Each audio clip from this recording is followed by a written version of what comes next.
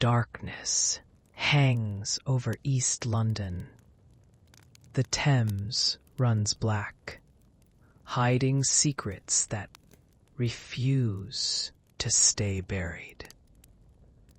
In the heart of this city, where every shadow hides a weapon and every deal drips with blood, one man is about to ignite a war that no one can escape. This is a story of loyalty and betrayal, of power seized in the dead of night. Welcome to Shadows over East London. Shadows over East London. A dark crime saga in 5 chapters. Chapter 1. Smoke over the Thames. The rain fell like judgment over East London, each droplet carrying the weight of sins committed in the shadows between streetlights. Marcus Thorne stood at the grimy window of the abandoned warehouse on Bermondsey Street, watching the Thames flow black as oil beneath the amber glow of the sodium lights. The river had seen everything. Bodies, secrets, the dreams of men who thought they could bend the city to their will. Tonight, it would see more. The warehouse reeked of decades of neglect, rotting timber, rust, and something else Marcus couldn't quite place. Perhaps the lingering scent of fear from all the business conducted within these walls. Water dripped steadily from a dozen leaks in the ceiling, each drop echoing in the vast emptiness like a countdown to something inevitable.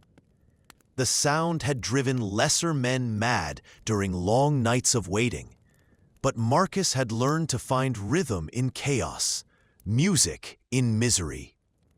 Behind him, the Eastside Firm gathered in loose clusters around oil drums that had been converted into makeshift braziers. The orange flames cast dancing shadows across faces that had been hardened by years of violence and betrayal. These weren't the romanticized gangsters of cinema. They were hungry ghosts haunting the margins of legitimate society, feeding off whatever scraps of power they could tear from the city's bloody flesh. Tommy Brennan sat on an overturned crate, methodically cleaning a sawed-off shotgun with the devotion of a priest tending his altar. His movements were precise, meditative, each pass of the cloth along the barrel a ritual of preparation for what was to come. Tommy had been with Marcus since the beginning, back when they were just 2 desperate kids running cigarettes and stolen goods through the council estates of Tower Hamlets. Now, 15 years later, Tommy's loyalty was the only thing Marcus trusted completely, in a world where trust was a luxury that could get you killed. "Weather's turning nasty," Tommy said without looking up from his weapon. His voice carried the flat vowels of the East End, words worn smooth by generations of dockers and factory workers who had learned to say more with less. Perfect night for indoor work. Marcus nodded, still watching the river. A police patrol boat moved slowly upstream, its searchlight sweeping the opposite bank in lazy arcs.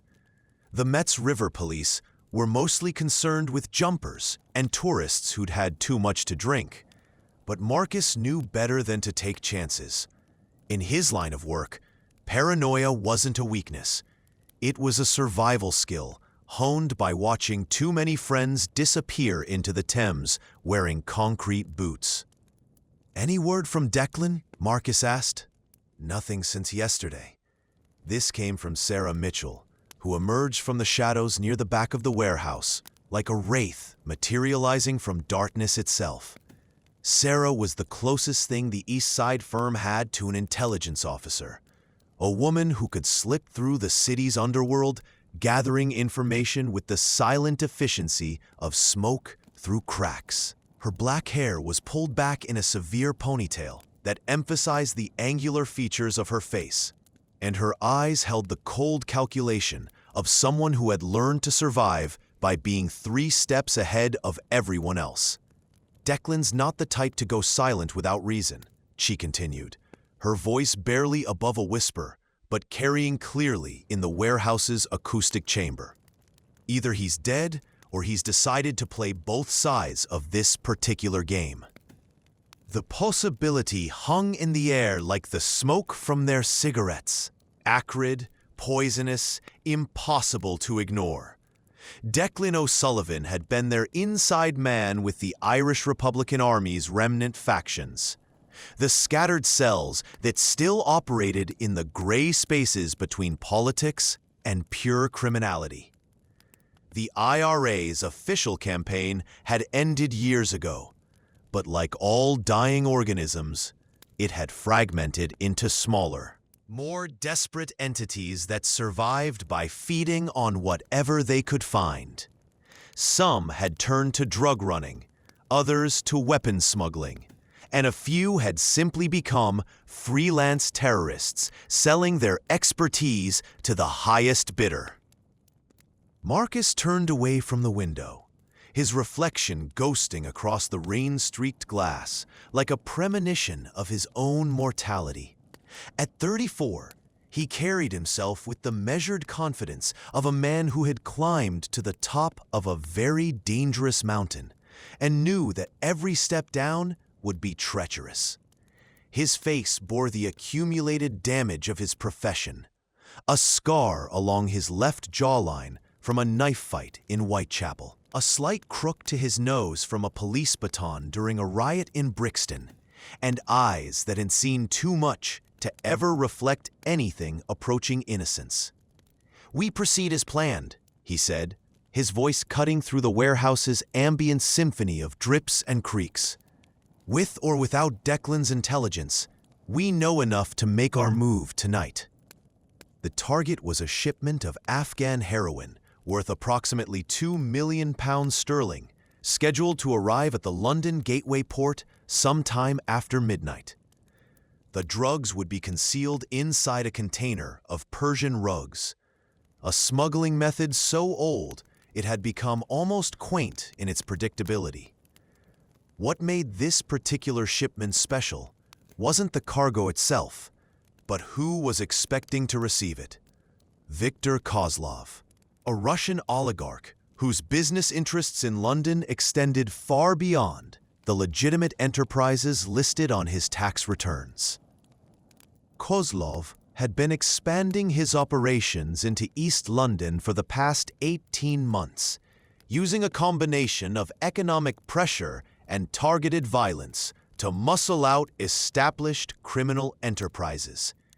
3 of Marcus's associates had disappeared during that time, their bodies eventually washing up along various stretches of the Thames, with signatures that clearly indicated professional execution. The Russians brought a different philosophy to gang warfare. They believed in making examples that would discourage resistance, and they had the resources to back up their threats with devastating efficiency.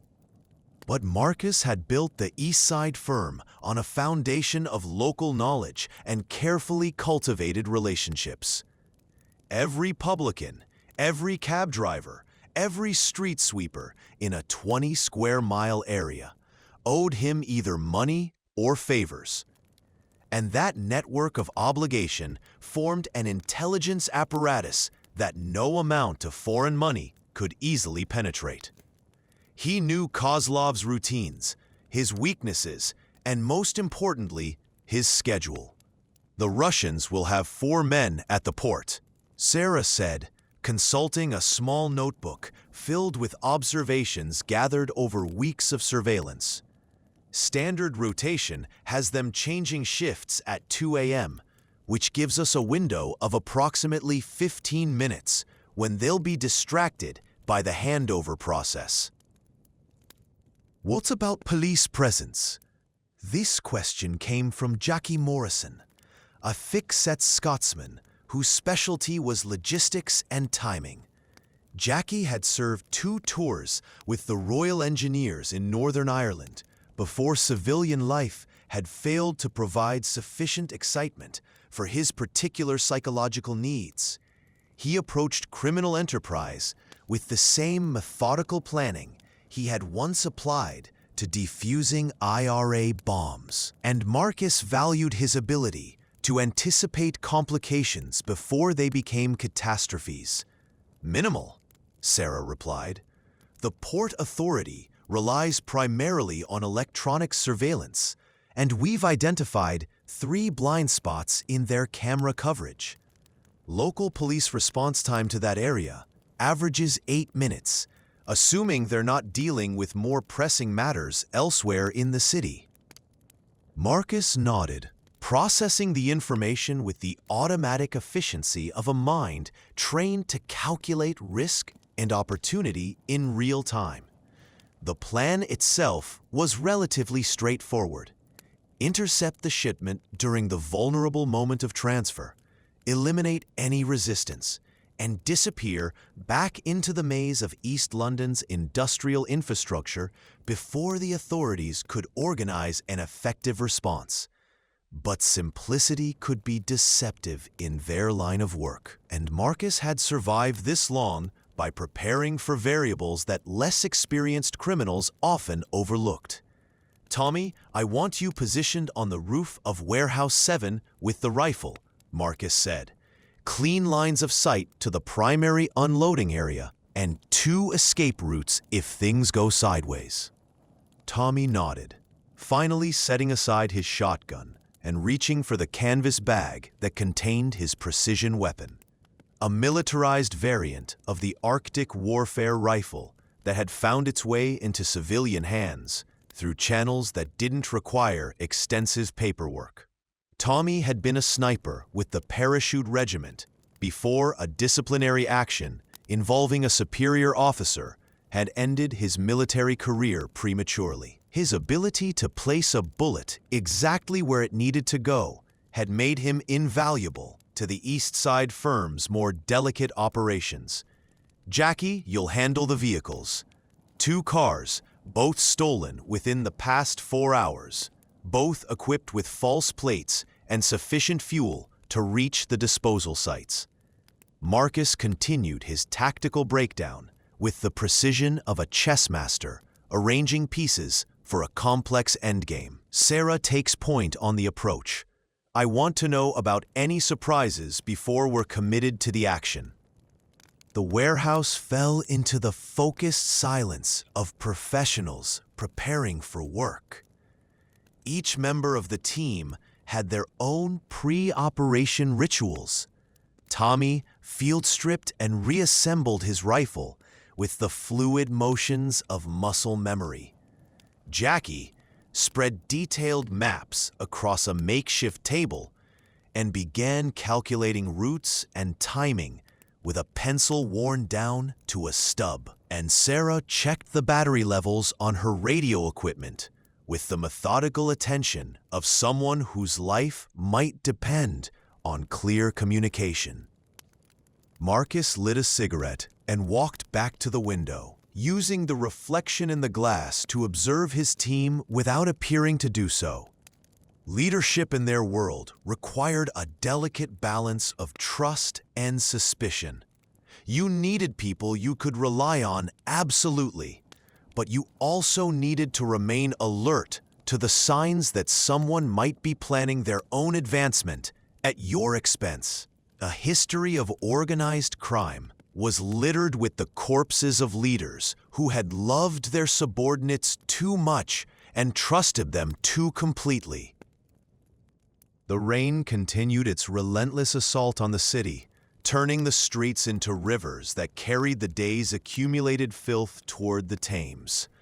From his vantage point, Marcus could see the lights of central London glowing like a false dawn beyond the industrial wasteland of the docks.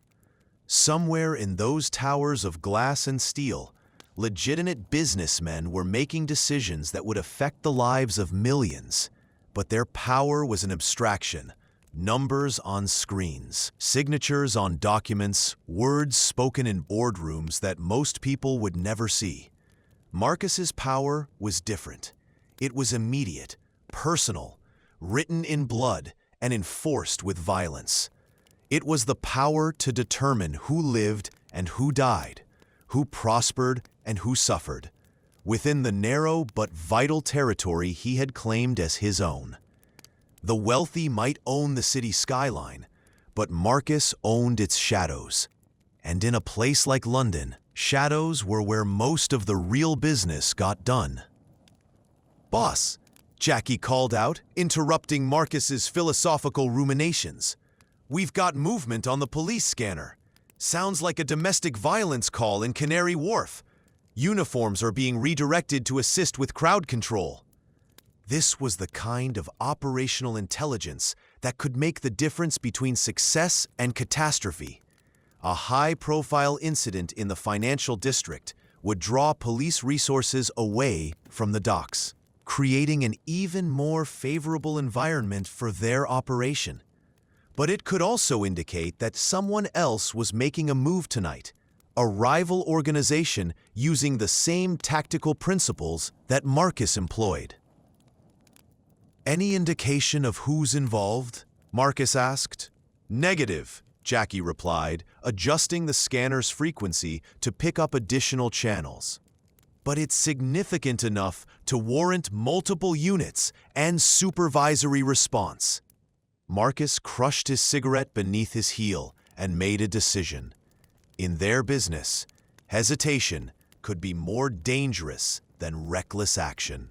Every moment of delay increased the chances that variables beyond their control would shift the odds against them.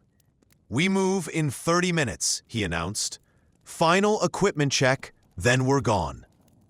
The team responded with the economical efficiency of professionals who had worked together long enough to anticipate each other's needs.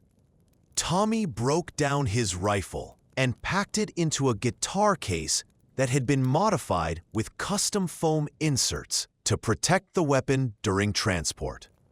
Jackie folded his maps and secured them in a waterproof pouch, then began gathering the electronic equipment they would need for communication and surveillance. Sarah removed a compact pistol from a shoulder holster and checked the action with the casual expertise of someone who regarded firearms as tools rather than symbols. Marcus retrieved his own weapons from a locked case hidden beneath a loose floorboard. A Glock 17 that had been modified by a gunsmith in Belfast to accept a suppressor, and a combat knife with a ceramic blade that wouldn't trigger metal detectors. He had learned long ago that survival in his profession required redundancy in everything, especially the tools of Vio. The warehouse's atmosphere grew thick with anticipation as the appointed time approached. Outside, the rain showed no signs of abating, which was actually advantageous for their purposes. The weather would keep civilian foot traffic to a minimum and provide natural sound masking for their activities. Marcus had conducted operations in every type of London weather, and he had developed an almost supernatural ability to turn environmental conditions to his advantage. "Transport's ready," Jackie reported, speaking into a radio headset that connected him to their drivers. The Eastside Firm maintained a small fleet of vehicles driven by men who asked no questions and remembered nothing. A necessary service in a city where public transportation was extensively monitored by surveillance cameras. "Sarah, all clear on communications. Police frequencies are occupied with the Canary Wharf incident, and port security is running standard patterns. Tommy, locked and loaded." Tommy's rifle case was slung across his shoulder like a musician heading to a late-night gig, which was exactly the impression he hoped to create for any casual observers. Marcus took a final look around the warehouse that had served as their base of operations for the past 6 months. Tomorrow, they would need to find a new location. Operational security demanded that they never use the same site for more than one major operation. But tonight, this decaying monument to London's industrial past would witness the kind of transaction that had been taking place in its shadows for generations. "Gentlemen, lady," Marcus said, nodding to each member of his team in turn. "Let's go to work." They filed out of the warehouse into the rain-soaked night, 4 figures dissolving into the darkness with practiced stealth. Marcus locked the door behind them, with a key that would be discarded in the Thames before morning, then followed his team toward the vehicles that would carry them to their destiny. The drive through East London's industrial maze took them past landmarks that told the story of the city's evolution from imperial capital to post-industrial shell. Abandoned factories stood like tombstones, marking the graves of vanished industries, while modern apartment blocks rose from the bones of demolished slums in a process of urban renewal that displaced the poor without eliminating poverty. Neon signs advertising kebab shops and internet cafes cast harsh light on streets that had once echoed with the sounds of empire. The rumble of cargo wagons, the shouts of stevedores, the whistle of steam engines carrying goods to every corner of the world. Now, those same streets carried different cargo, and the empire had been replaced by smaller, more personal kingdoms ruled by men like Marcus, who understood that power was ultimately about controlling the spaces between legitimate societies' carefully drawn lines.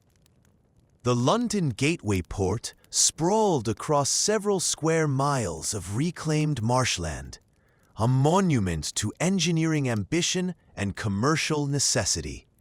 Container cranes rose like skeletal giants against the night sky, their mechanical arms frozen in positions that suggested they were reaching towards something just beyond their grasp. The port operated 24 hours a day, processing thousands of containers filled with everything from Chinese electronics to Colombian coffee. And somewhere in that vast industrial organism was the shipment that would either make Marcus's fortune or seal his doom. Jackie parked their lead vehicle in an industrial estate approximately half a mile from the port's main entrance, choosing a position that offered multiple escape routes while remaining invisible to the port's perimeter security systems. The second car, driven by one of their contracted associates, took a position near the Thames where it could provide emergency extraction if their primary plan failed. "Visual confirmation on the target container," Sarah reported, speaking softly into her radio headset. She had positioned herself on a footbridge that offered a clear view of the unloading area, using a pair of military-grade binoculars to track the movement of cargo through the port's organized chaos. Container MSKU 7744931, currently being moved to berth 12 for processing. Marcus felt the familiar surge of adrenaline that preceded major operations, not the panic of fear, but the sharp-edged clarity that came when everything he had planned was about to be tested against reality. This was the moment when theoretical knowledge became practical experience, when careful preparation either proved its worth or revealed its inadequacy. "Russian security detail?" he asked. 4 men, as expected, 2 stationed at the container, 2 in a black Mercedes, positioned to monitor the approach road, all armed, probably with automatic weapons. Tommy's voice crackled through the radio from his position on the warehouse roof. "I have clean shots on 3 of the 4 targets. The 4th is obscured by the container crane, but he'll have to move when they begin the unloading process." Marcus checked his watch, 1:47 a.m. The shift change that would create their window of opportunity was scheduled for 2 a.m., assuming the Russians maintained their documented pattern of behavior. 13 minutes to final commitment. 13 minutes during which anything could happen to upset the delicate balance of circumstances that would determine whether they walked away from this operation as rich men or didn't walk away at all. Jackie, status on extraction vehicles. Both cars are fueled and ready. Primary route takes us through the Rotherhithe Tunnel. Secondary route north through the Blackwall Tunnel if the Thames crossing is compromised. Emergency protocols are in effect for both drivers. The emergency protocols were Marcus's insurance against betrayal. Each driver carried enough cash to disappear immediately after completing their assigned mission, along with contact information for forgers who could provide new identities within 72 hours. It was expensive insurance, but far cheaper than the alternative of having desperate men make desperate decisions when their freedom was at stake. Movement in the Mercedes, Sarah reported. 2 men getting out, walking toward the container.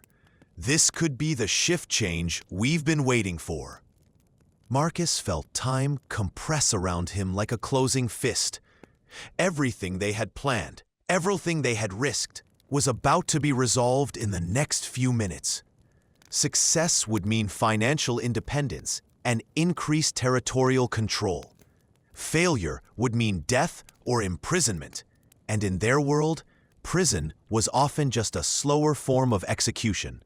"All units, prepare for action," he said into his radio, his voice steady despite the adrenaline coursing through his system. "We go in 60 seconds. The final minutes stretched like an hour as Marcus performed the mental checklist that had kept him alive through a dozen similar operations. Weapons ready, escape routes memorized, contingency plans activated, team members positioned and committed. The rain continued to fall, washing the city clean while simultaneously revealing all the filth that daylight usually kept hidden. 30 seconds, Marcus announced. He could see the port's lights reflecting off the Thames like fractured stars, each point of illumination representing someone's livelihood, someone's dream, someone's desperate attempt to survive in a city that consumed the weak and elevated the ruthless. Tonight, those lights would witness another small chapter in London's endless story of ambition and violence, hope and betrayal. 15 seconds. Marcus drew his pistol and checked the suppressor's attachment one final time. The weapon felt familiar in his hands, an extension of his will, shaped in steel and polymer. He had killed 7 men with various firearms over the years, and while he felt no pleasure in violence, he had long ago made peace with its necessity in his chosen profession. 10 seconds. Sarah's voice came through the radio with digital clarity. "Shift change is in progress. Window is opening now." 5 seconds. Marcus closed his eyes and took a deep breath of the rain-soaked air, tasting the city's perpetual mixture of exhaust fumes, industrial chemicals, and human desperation. When he opened them again, he was no longer Marcus Thorne the man. He had become Marcus Thorne the predator, and London was his hunting ground. Go. They moved through the darkness like a machine designed for a single purpose, each component performing its function with lethal precision. Tommy's rifle spoke first, a whisper of death that dropped one of the Russian guards before the man could register the threat.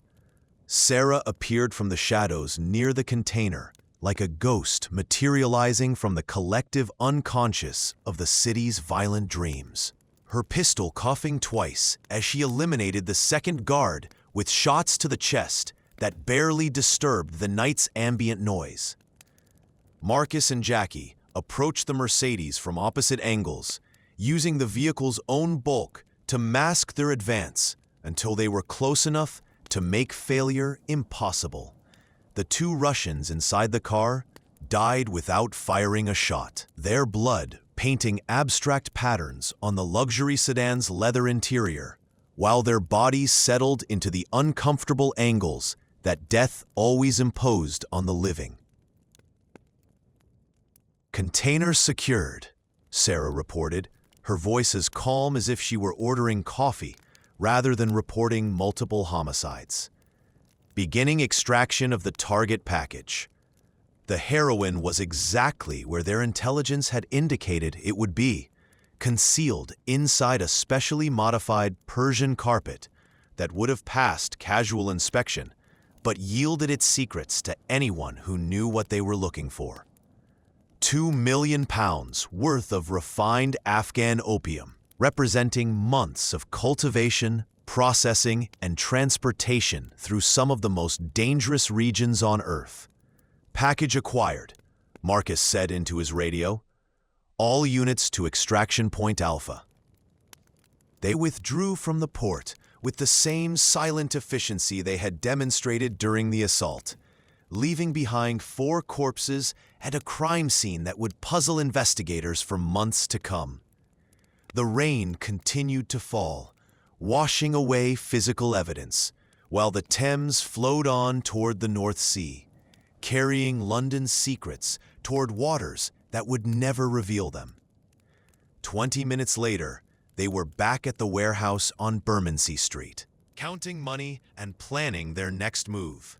The heroin would be processed through a network of distributors that Marcus had cultivated over years of careful relationship building, each transaction monitored and controlled to minimize risk while maximizing profit. Within a week, the raw material they had stolen would be transformed into individual doses that would feed the city's inexhaustible appetite for chemical escape. "Clean operation," Tommy said, field stripping his rifle with the same methodical care he had shown before the mission. "Russians won't even know what hit them until they try to collect their package." But Marcus was thinking beyond the immediate success of their operation. Viktor Kozlov wouldn't simply write off a £2 million loss as the cost of doing business in London. The Russian would respond with violence that would make their previous conflicts look like playground disputes, and the Eastside Firm would need to be ready for a war that could consume everything they had built. "We've just kicked over a hornet's nest," Marcus said, lighting a cigarette and returning to his position by the window.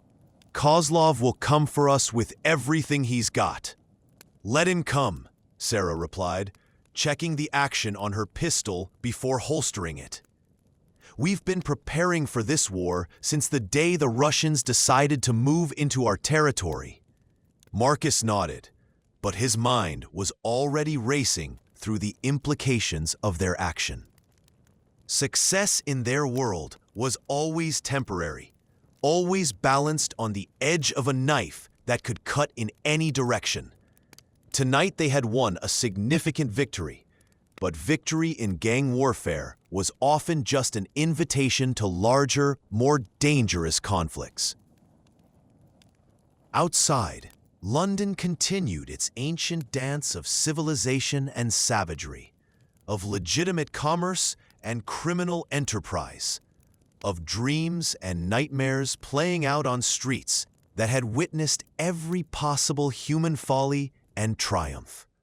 The city would absorb tonight's violence the way it absorbed everything else, grinding it down, processing it, transforming it into just another story that would be forgotten by everyone except those who had lived it. But for now, in this moment, Marcus Thorne and his associates had won. They had money, power, and the temporary illusion of control over their own destinies. It was more than most men achieved in their entire lives, and if the price was blood on their hands and the constant threat of violent death, well, that was simply the cost of doing business in the shadows over East London. The rain kept falling, washing the city clean while revealing all its hidden stains, and the Thames flowed on toward the sea, carrying London's secrets to depths that would never give them up. In warehouse windows and council flat kitchens, in police stations and criminal hideouts, people made plans and told lies, and prepared for whatever tomorrow would bring to a city that never slept and never forgave. Marcus crushed his cigarette beneath his heel and began planning for the war he knew was coming. The Russians would respond, and when they did, the Eastside Firm would be ready. They had survived everything the city could throw at them so far, from economic recession to police crackdowns to rival gangs seeking to expand their territories. They would survive whatever Viktor Kozlov had planned for them, or they would die trying. In East London, those were the only options that mattered, and Marcus Thorne had never been a man to settle for anything less than victory or death. The shadows were his domain, the darkness was his ally, and the city's endless capacity for violence was his most reliable business partner. The night was still young, and there was work to be done. Chapter 2. Blood on Brick Lane. 3 days after the port operation, Viktor Kozlov's response arrived in the form of 2 severed heads delivered to Marcus's favorite curry house on Brick Lane. The heads belonged to Mickey Hennessy and Danny Walsh, 2 mid-level dealers who had worked the council estates around Canary Wharf and were unfortunate enough to be identified as associates of the Eastside Firm. The restaurant owner, a Pakistani immigrant named Rashid, who had been paying protection money to Marcus for the past 4 years, nearly had a heart attack when he opened the delivery box, expecting a shipment of spices from Delhi. Marcus stood in the restaurant's narrow back office, staring at the grotesque contents of the refrigerated box, while trying to calculate the strategic implications of Kozlov's message. The Russian wasn't just declaring war. He was demonstrating that he had the resources and connections to strike at Marcus's organization anywhere in East London. Mickey and Danny had been grabbed from their homes in the early hours of the morning, which meant Kozlov had surveillance teams watching known associates and safe houses that Marcus had considered secure.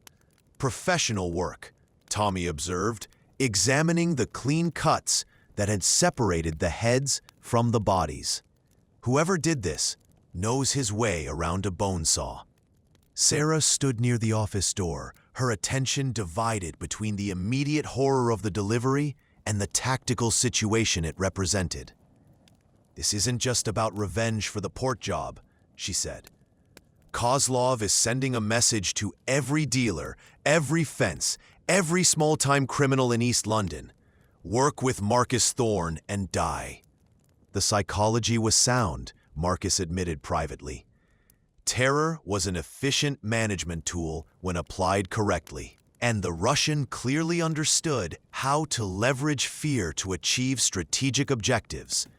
By killing 2 relatively minor players in Marcus's organization and displaying their remains in such a public manner, Kozlov was attempting to create a climate of paranoia that would make it impossible for the Eastside Firm to operate effectively.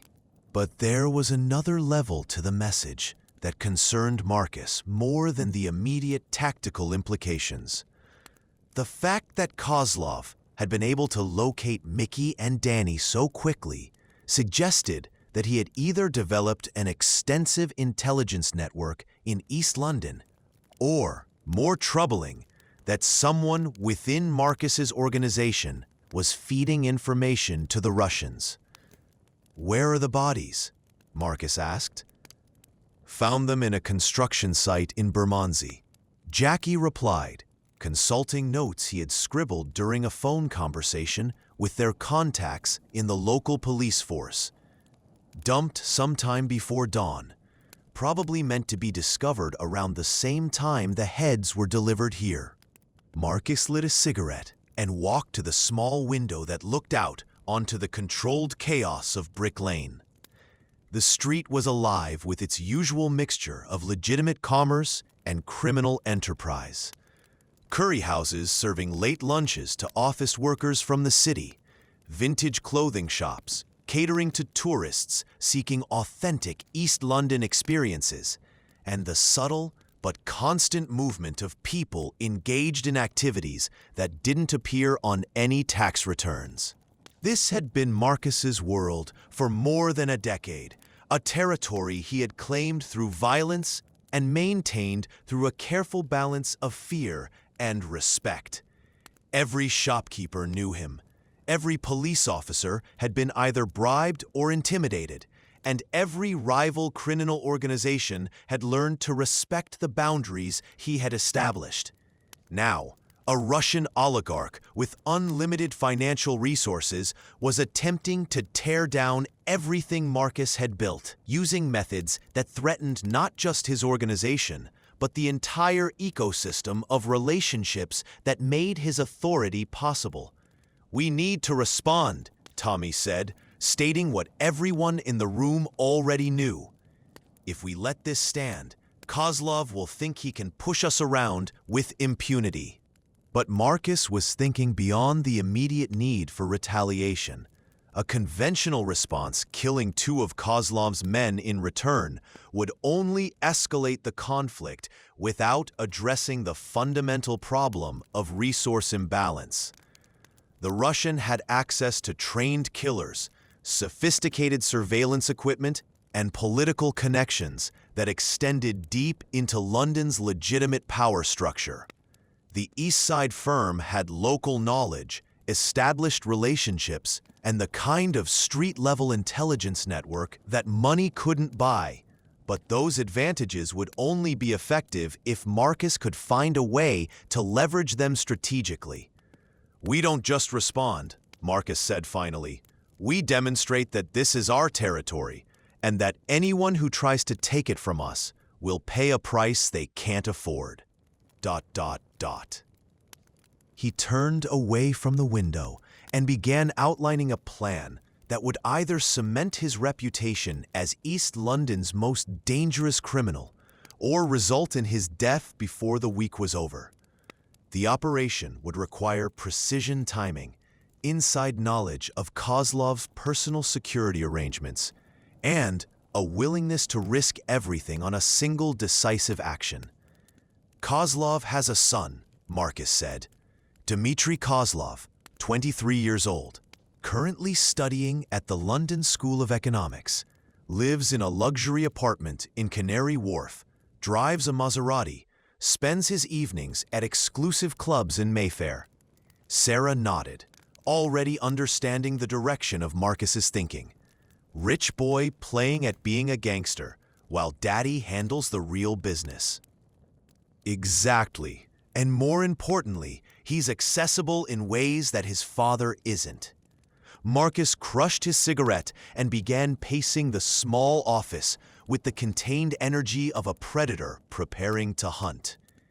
Viktor Kozlov surrounds himself with professional bodyguards and operates from fortified positions that would require a small army to penetrate. But his son thinks he's untouchable because of who his father is. The plan that emerged from their discussion was audacious in its simplicity and terrifying in its potential consequences. Rather than targeting Kozlov's criminal operations directly, they would strike at the one thing the Russian valued more than money or power: his family legacy. Dmitry Kozlov would be kidnapped during his regular Thursday evening visit to a members-only club in Berkeley Square, held at a secure location in East London, and returned to his father, along with a message that would make Victor reconsider his expansion plans. "What kind of message?" Tommy asked. Marcus smiled, but there was no humor in the expression. "The kind that doesn't require translation." The next 48 hours were spent in intensive preparation and surveillance. Sarah established observation posts near Dimitri's apartment building and the London School of Economics, documenting his routines and identifying potential security vulnerabilities. Tommy scouted locations for the actual kidnapping, looking for places where they could intercept the young Russian without attracting unwanted attention from police or civilian witnesses. Jackie worked on logistics, vehicles, safe houses, communication protocols, and the dozen other details that would mean the difference between success and catastrophe. Marcus spent his time building the intelligence framework that would make the operation possible. He met with informants, called in favors owed by corrupt police officers, and activated relationships he had been cultivating for years within London's legitimate business community. The city's criminal underworld existed in a complex symbiosis with its legal counterpart, and Marcus had always understood that success in his profession required maintaining connections in both worlds. The members-only club that Dimitri frequented was called the Meridian, an establishment that catered to wealthy young men whose family connections opened doors that talent or hard work never could. The club occupied a converted Georgian mansion in Berkeley Square, complete with a wine cellar that contained bottles worth more than most people earned in a year, and a gaming room where fortunes changed hands with each turn of a card. Marcus had never been inside the Meridian, but he knew its layout from architectural plans filed with the City Planning Office and detailed descriptions provided by service workers who had been recruited as intelligence assets over the years. The club's security was designed to keep out paparazzi and unwanted publicity, rather than professional criminals, which made it vulnerable to the kind of operation Marcus was planning. Thursday evening arrived with unseasonable warmth that brought crowds of tourists and office workers onto the streets of central London. Marcus positioned himself in a cafe across Berkeley Square from the Meridian, nursing a cup of coffee while maintaining visual surveillance on the club's entrance. He wore an expensive suit purchased specifically for this operation. In the wealthy districts of London, invisibility was achieved by looking like you belonged, rather than by hiding in shadows. "Target is mobile," Sarah's voice crackled through the nearly invisible earpiece Marcus wore. "Black Maserati heading south on Park Lane. Estimated arrival at the club in 4 minutes." Marcus stubbed out his cigarette and left money on the table for his coffee, then walked casually toward the predetermined intercept point. Everything depended on timing now. Too early, and they would be exposed to surveillance cameras. Too late, and they would miss their window of opportunity entirely. Dmitry Kozlov proved to be exactly what Marcus had expected: a privileged young man who had never experienced real danger and therefore took no meaningful precautions against it. He emerged from his Maserati at precisely the time Sarah had predicted, handed the keys to a uniformed valet, and walked toward the Meridian's entrance with the careless confidence of someone who had never needed to look over his shoulder. He was tall and lean like his father, but where Victor carried himself with the hardened wariness of a man who had earned his power through violence, Dmitry moved with the fluid grace of someone who had been trained in expensive gyms by personal fitness instructors. His clothes were perfectly tailored, his hair perfectly styled, and his expression carried the subtle arrogance that came from a lifetime of having other people solve his problems for him. Marcus waited until Dmitry was halfway across the square before making his move. The approach had to look casual, coincidental, just another wealthy businessman walking through an expensive neighborhood on a pleasant evening. But when Marcus was close enough to speak without raising his voice, everything changed.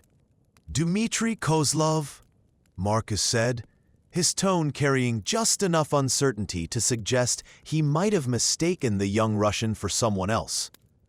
Dmitri turned, his expression shifting from mild curiosity to wariness as he registered something dangerous in Marcus's demeanor. But by then, it was too late for precautions. Tommy emerged from behind a parked car with a pistol concealed beneath a folded newspaper, while Jackie appeared from the opposite direction, carrying what looked like a briefcase, but was actually a portable communication jamming device. "You're going to come with us," Marcus said quietly. "You can do it the easy way or the hard way, but you're definitely coming with us." To his credit, Dmitri didn't panic. He glanced around the square, assessing his options with the quick intelligence that had earned him admission to one of London's most prestigious universities. But he was also realistic enough to understand that his choices had been reduced to compliance or immediate violence, and violence in this situation would only result in his death. "My father will kill you," he said, his English accented but precise. "Your father is exactly why we're having this conversation," Marcus replied. "Walk toward the black sedan at the corner of the square. Don't run, don't call out, don't do anything that might force us to solve this problem permanently." The kidnapping unfolded with the smooth efficiency of a well-rehearsed performance. Dmitri was guided into the back seat of the sedan between Tommy and Jackie, while Marcus took the passenger seat next to their driver, a taciturn Irishman named Seamus, who asked no questions and remembered nothing.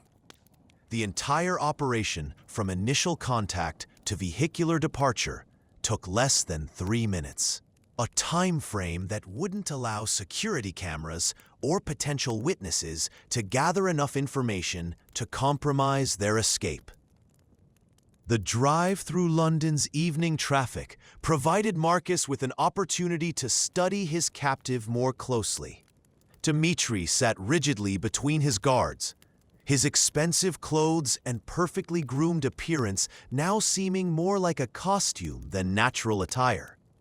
But there was steel beneath the privileged exterior. He wasn't crying or begging or making the kinds of desperate threats that characterized most kidnapping victims. Instead, he was watching, learning, preparing for whatever opportunities might present themselves. "You know this won't end well for you," Dmitri said, his voice steady despite the circumstances.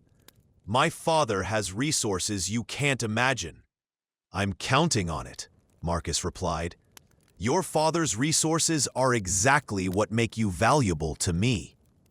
They drove east through the city, passing from the wealth and power of Mayfair into the working-class neighborhoods where Marcus had built his criminal empire.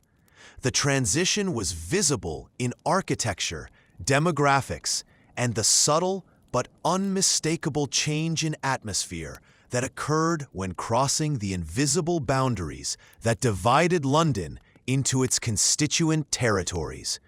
Here, among the council estates and converted warehouses, Viktor Kozlov's money would buy him information and cooperation, but it wouldn't guarantee him understanding of the cultural dynamics that Marcus had spent years learning to navigate.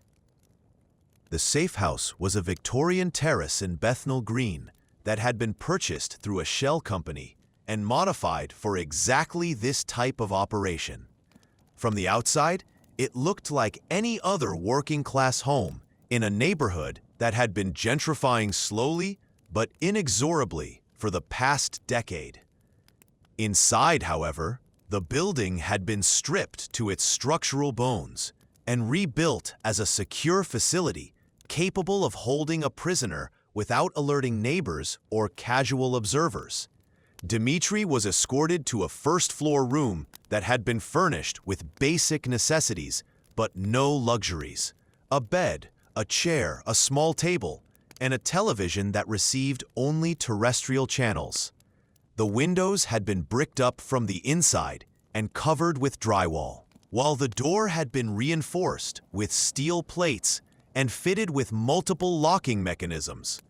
It was comfortable enough to keep a prisoner healthy and sane, but secure enough to prevent escape attempts. "Make yourself at home," Marcus said, gesturing toward the modest accommodations.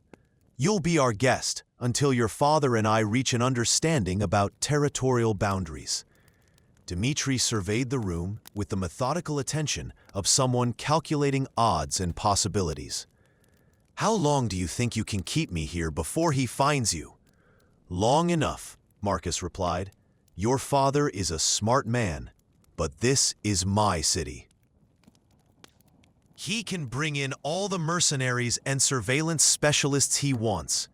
They'll still be operating in territory I know better than they ever will." The psychological warfare had already begun, Marcus realized. Dmitri was probing for information about his captor's plans and capabilities, trying to assess whether they were professionals or desperate amateurs. The young Russian's composure suggested that he had received some form of security training, probably as part of growing up in a family where kidnapping was always a possibility. But Marcus had advantages that no amount of theoretical training could overcome. He had spent his entire adult life in situations where miscalculation meant death, where reading people correctly was the difference between success and failure. Dmitri might be intelligent and well-educated, but he had never been tested by the kind of sustained pressure that Marcus applied as naturally as breathing. "There's food in the refrigerator," Marcus said, indicating a small unit that had been stocked with sandwich materials and soft drinks. "Books on the shelf if you get bored. The toilet facilities are through that door, and there's a shower with hot water." "Very considerate," Dmitri said. "Are you planning to ransom me, or is this about something else?" Marcus lit a cigarette and considered how much information to reveal. The success of his strategy depended on Viktor Kozlov understanding exactly what was at stake. But it also required maintaining enough ambiguity to prevent the Russian from developing effective countermeasures. "Your father made a mistake when he decided to expand his operations into East London," Marcus said finally. "He treated this territory like it was unoccupied space, available to anyone with sufficient resources to claim it. But this isn't Russia, and the rules here are different from what he's used to." "So this is about respect," Dmitri said. "You kidnapped me to make a point about territorial boundaries." "Partially." Marcus walked to the reinforced window and looked out at the street through a gap in the drywall. "But it's also about demonstrating that money and violence aren't the only forms of power that matter in this city. Your father has been operating under the assumption that he can simply overwhelm local opposition through superior firepower and unlimited financial resources. I'm here to teach him otherwise."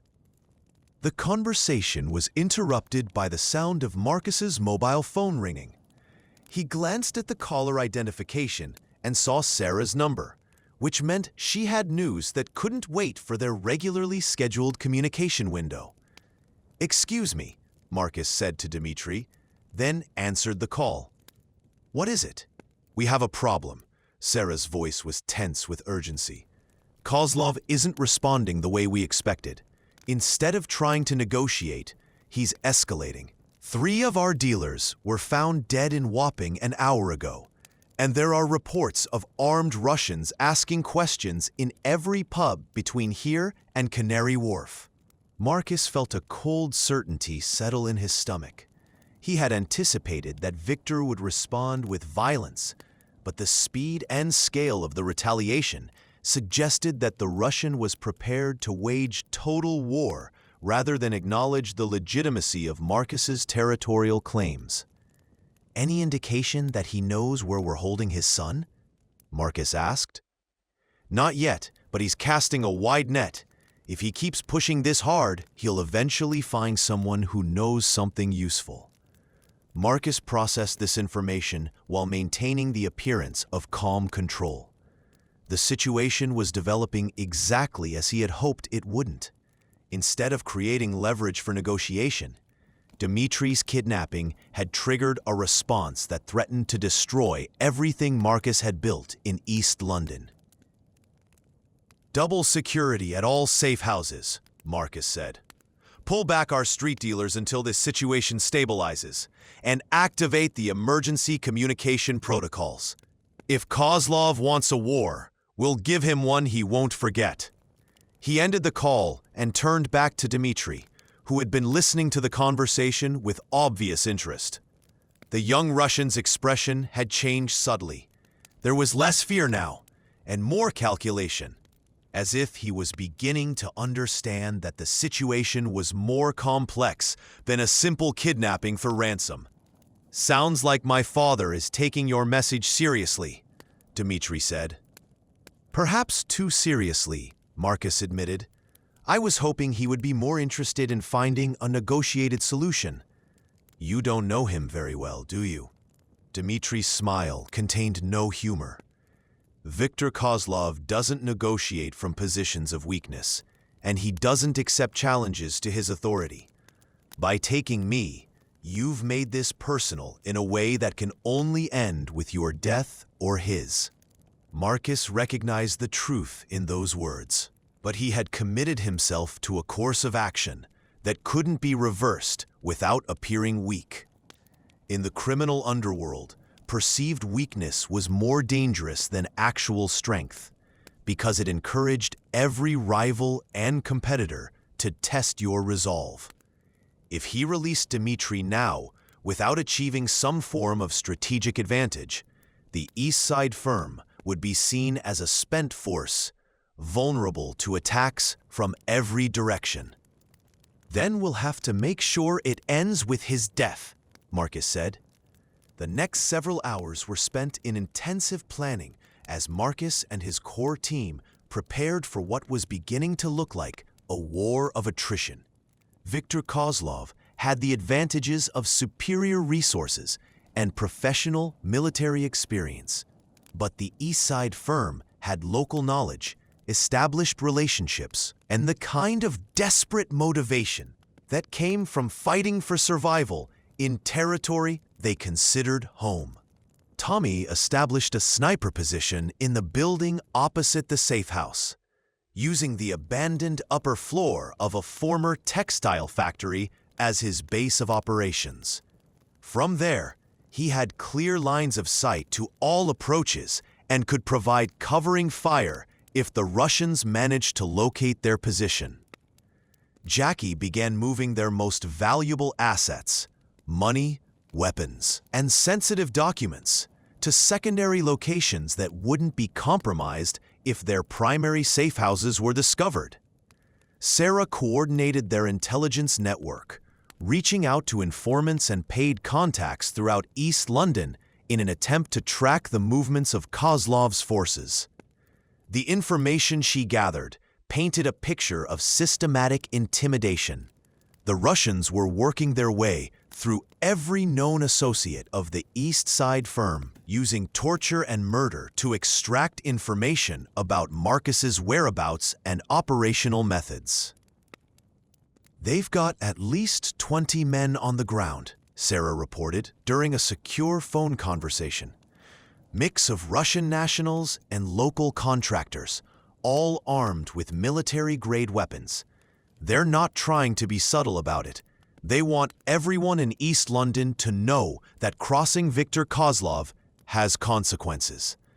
Marcus absorbed this intelligence while studying detailed maps of his territory, looking for patterns and vulnerabilities that might give him a strategic advantage.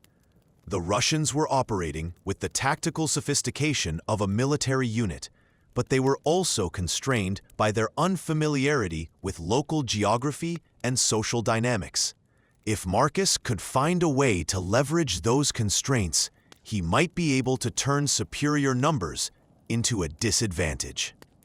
The opportunity came from an unexpected source, Dmitri himself.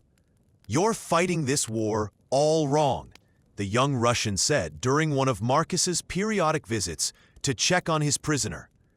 "My father is a creature of habit. He uses the same tactical approaches in every conflict because they've been successful for him in the past. But that predictability is also a weakness if you know how to exploit it." Marcus studied his captive with renewed interest.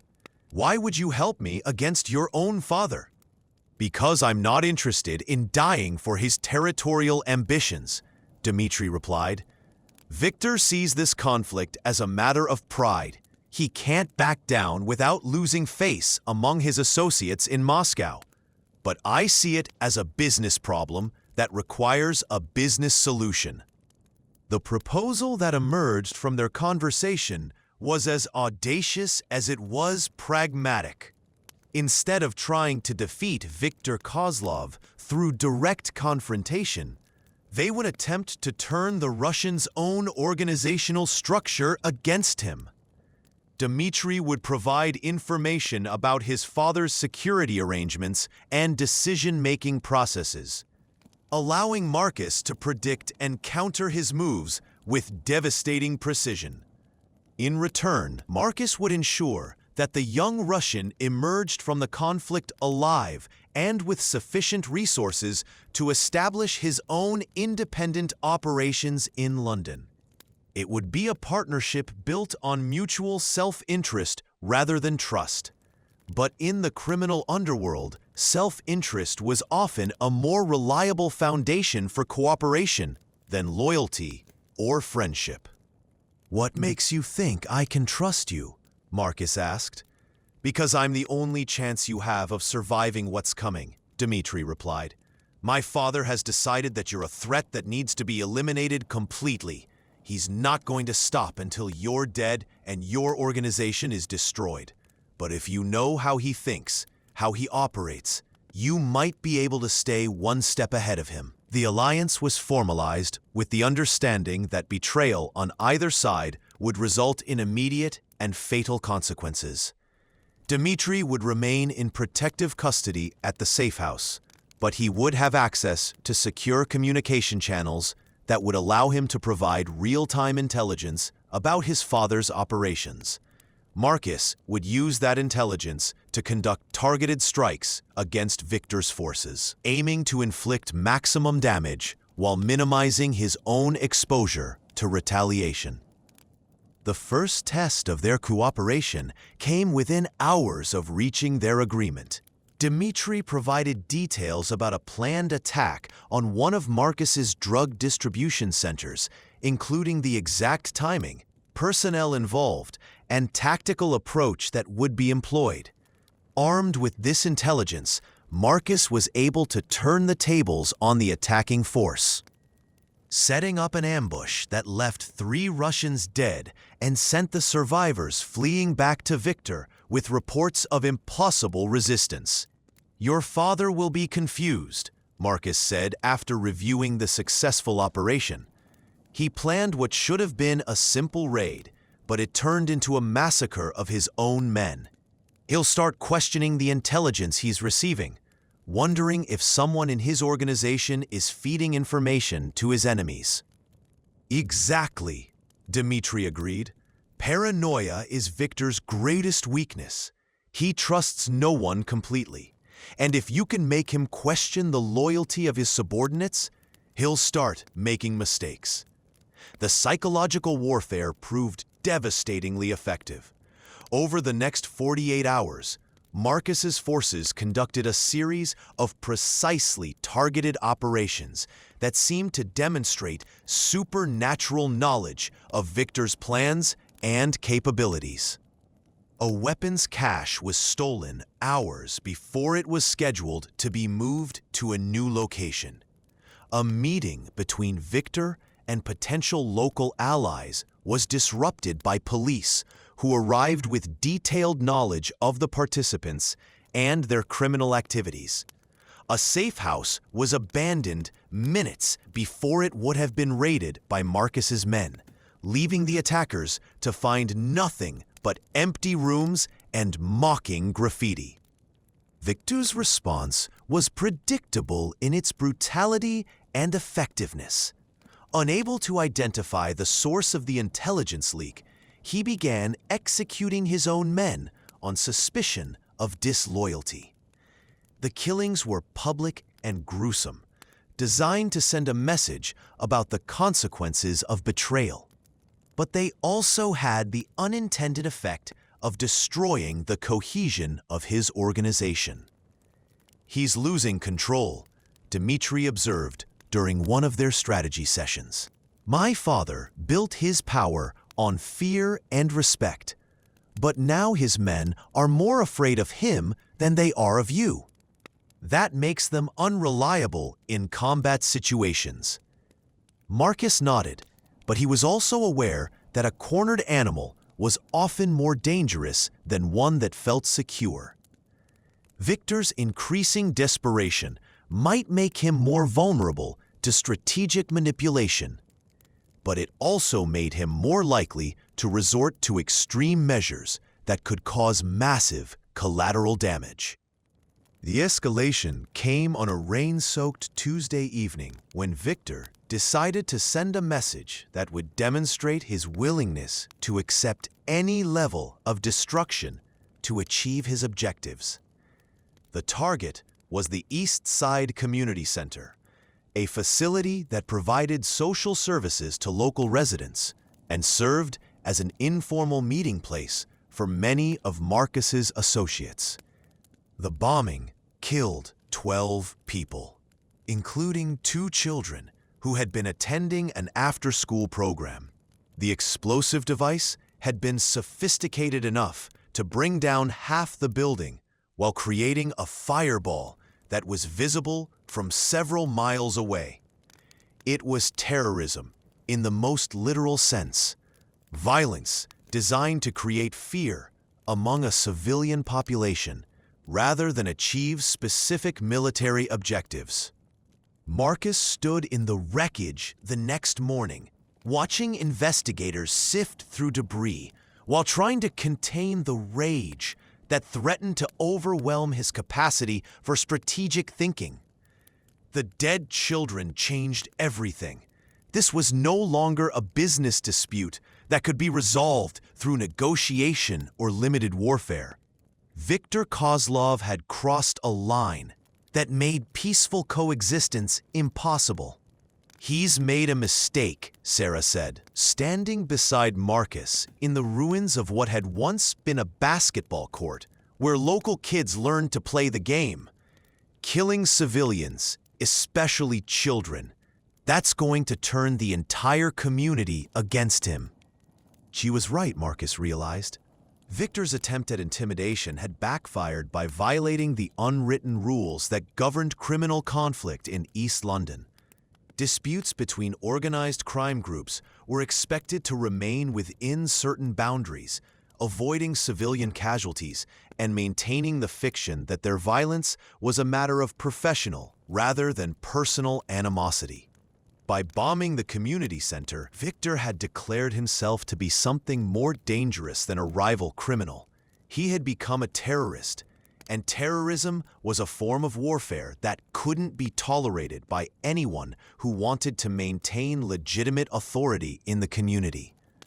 "We end this," Marcus said, his voice carrying a finality that made Sarah turn to look at him with concern. "What are you thinking?" "I'm thinking that Viktor Kozlov has just given me permission to do whatever it takes to destroy him," Marcus replied. "He wanted a war with no rules. He's about to get one." The plan that Marcus developed over the next 24 hours was designed to exploit every advantage his organization possessed, while minimizing the risks to his remaining personnel. Instead of trying to match Viktor's resources through direct confrontation, he would use the Russians' own tactical predictability against him, creating a trap that would eliminate the threat permanently.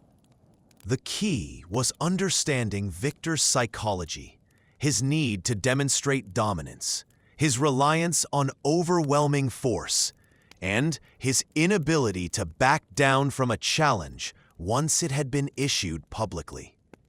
Marcus would give him a target that would be too tempting to resist, and when Victor committed his remaining forces to the attack, they would find themselves facing not just the Eastside Firm, but every other criminal organization in East London that had been threatened by the Russians' expansion.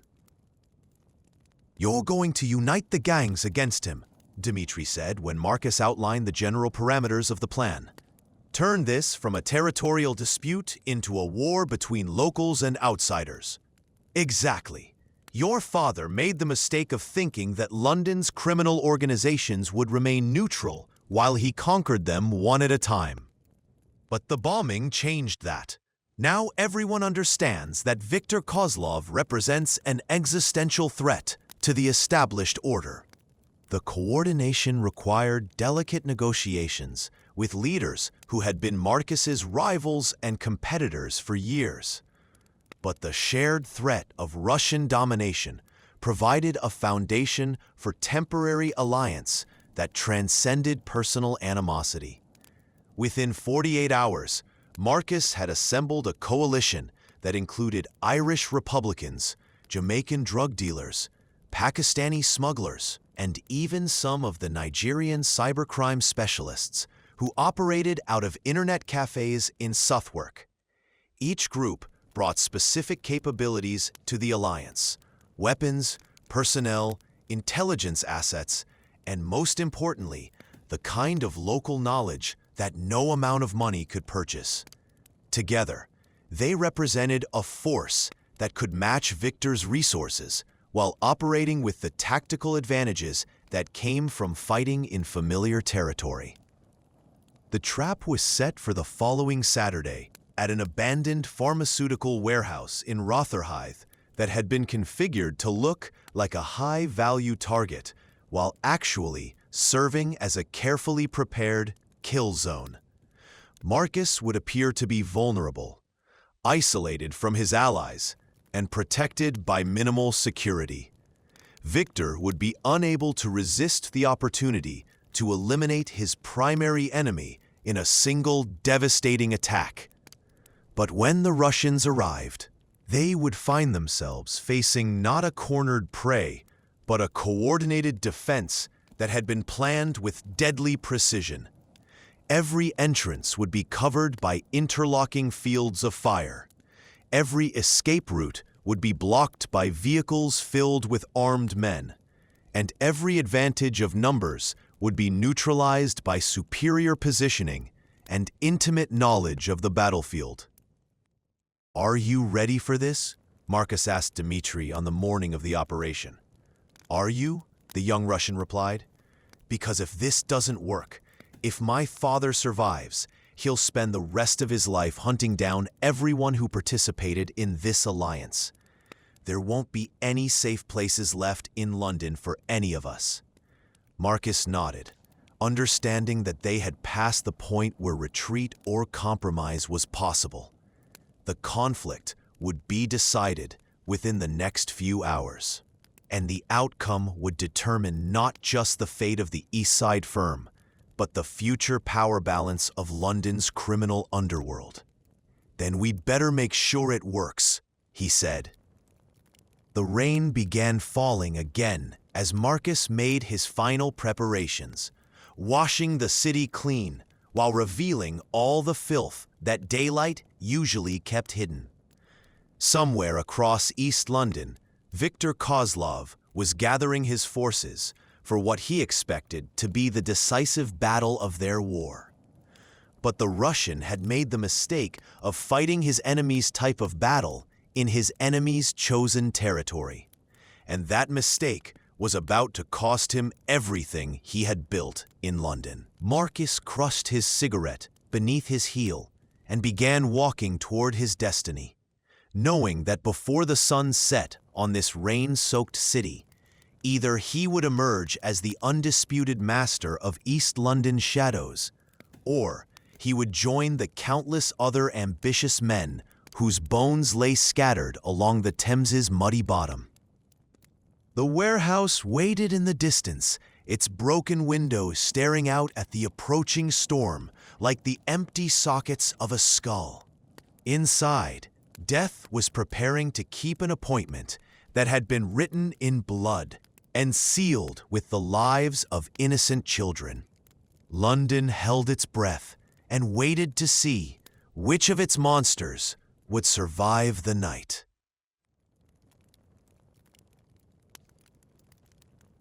Chapter 3: The Betrayal. The warehouse in Rotherhithe stood like a monument to industrial decay, its broken windows reflecting the storm clouds that gathered over the Thames as Saturday afternoon dissolved into evening. Marcus arrived 2 hours before the scheduled confrontation, moving through the building with the methodical precision of a general inspecting his battlefield before the decisive engagement. Every sightline had been calculated, every firing position prepared, every escape route mapped and tested. Tommy had established his primary sniper nest on the 3rd floor, where gaps in the exterior wall provided clear views of all approaches, while offering concealment from return fire.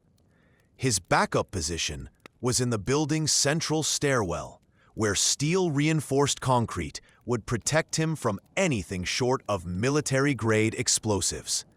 The rifle he carried was a .338 Lapua Magnum, a weapon capable of killing a man at distances that made return fire impossible. Sarah coordinated the communication network that connected not just Marcus's core team, but the representatives of every gang that had joined their alliance.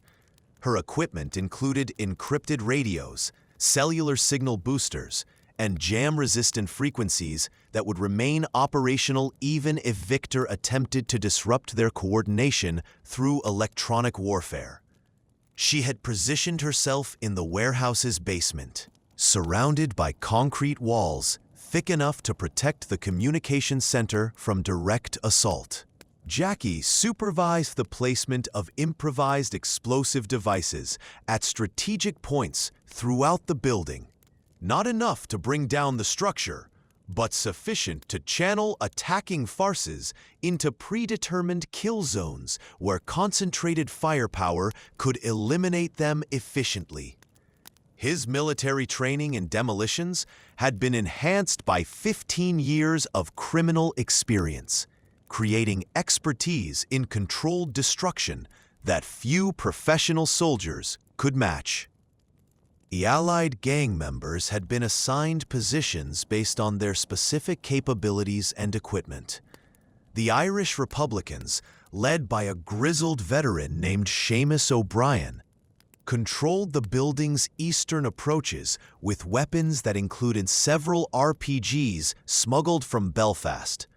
The Jamaican dealers, under the command of a soft-spoken giant called Winston, covered the southern perimeter with automatic weapons and enough ammunition to sustain a prolonged firefight. The Pakistani smugglers had brought night vision equipment and thermal imaging cameras that would allow them to track enemy movement in the darkness surrounding the warehouse. But as Marcus conducted his final inspection, he couldn't shake the feeling that something was wrong.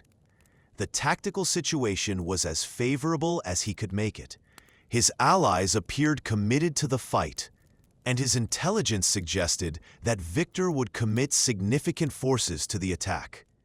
Yet his instincts, sharpened by years of surviving in an environment where paranoia was justified, insisted that he was missing something crucial. The feeling intensified when Dimitri arrived at the warehouse, escorted by 2 of Jackie's men, but appearing remarkably calm for someone whose father was about to attempt his rescue through violent means.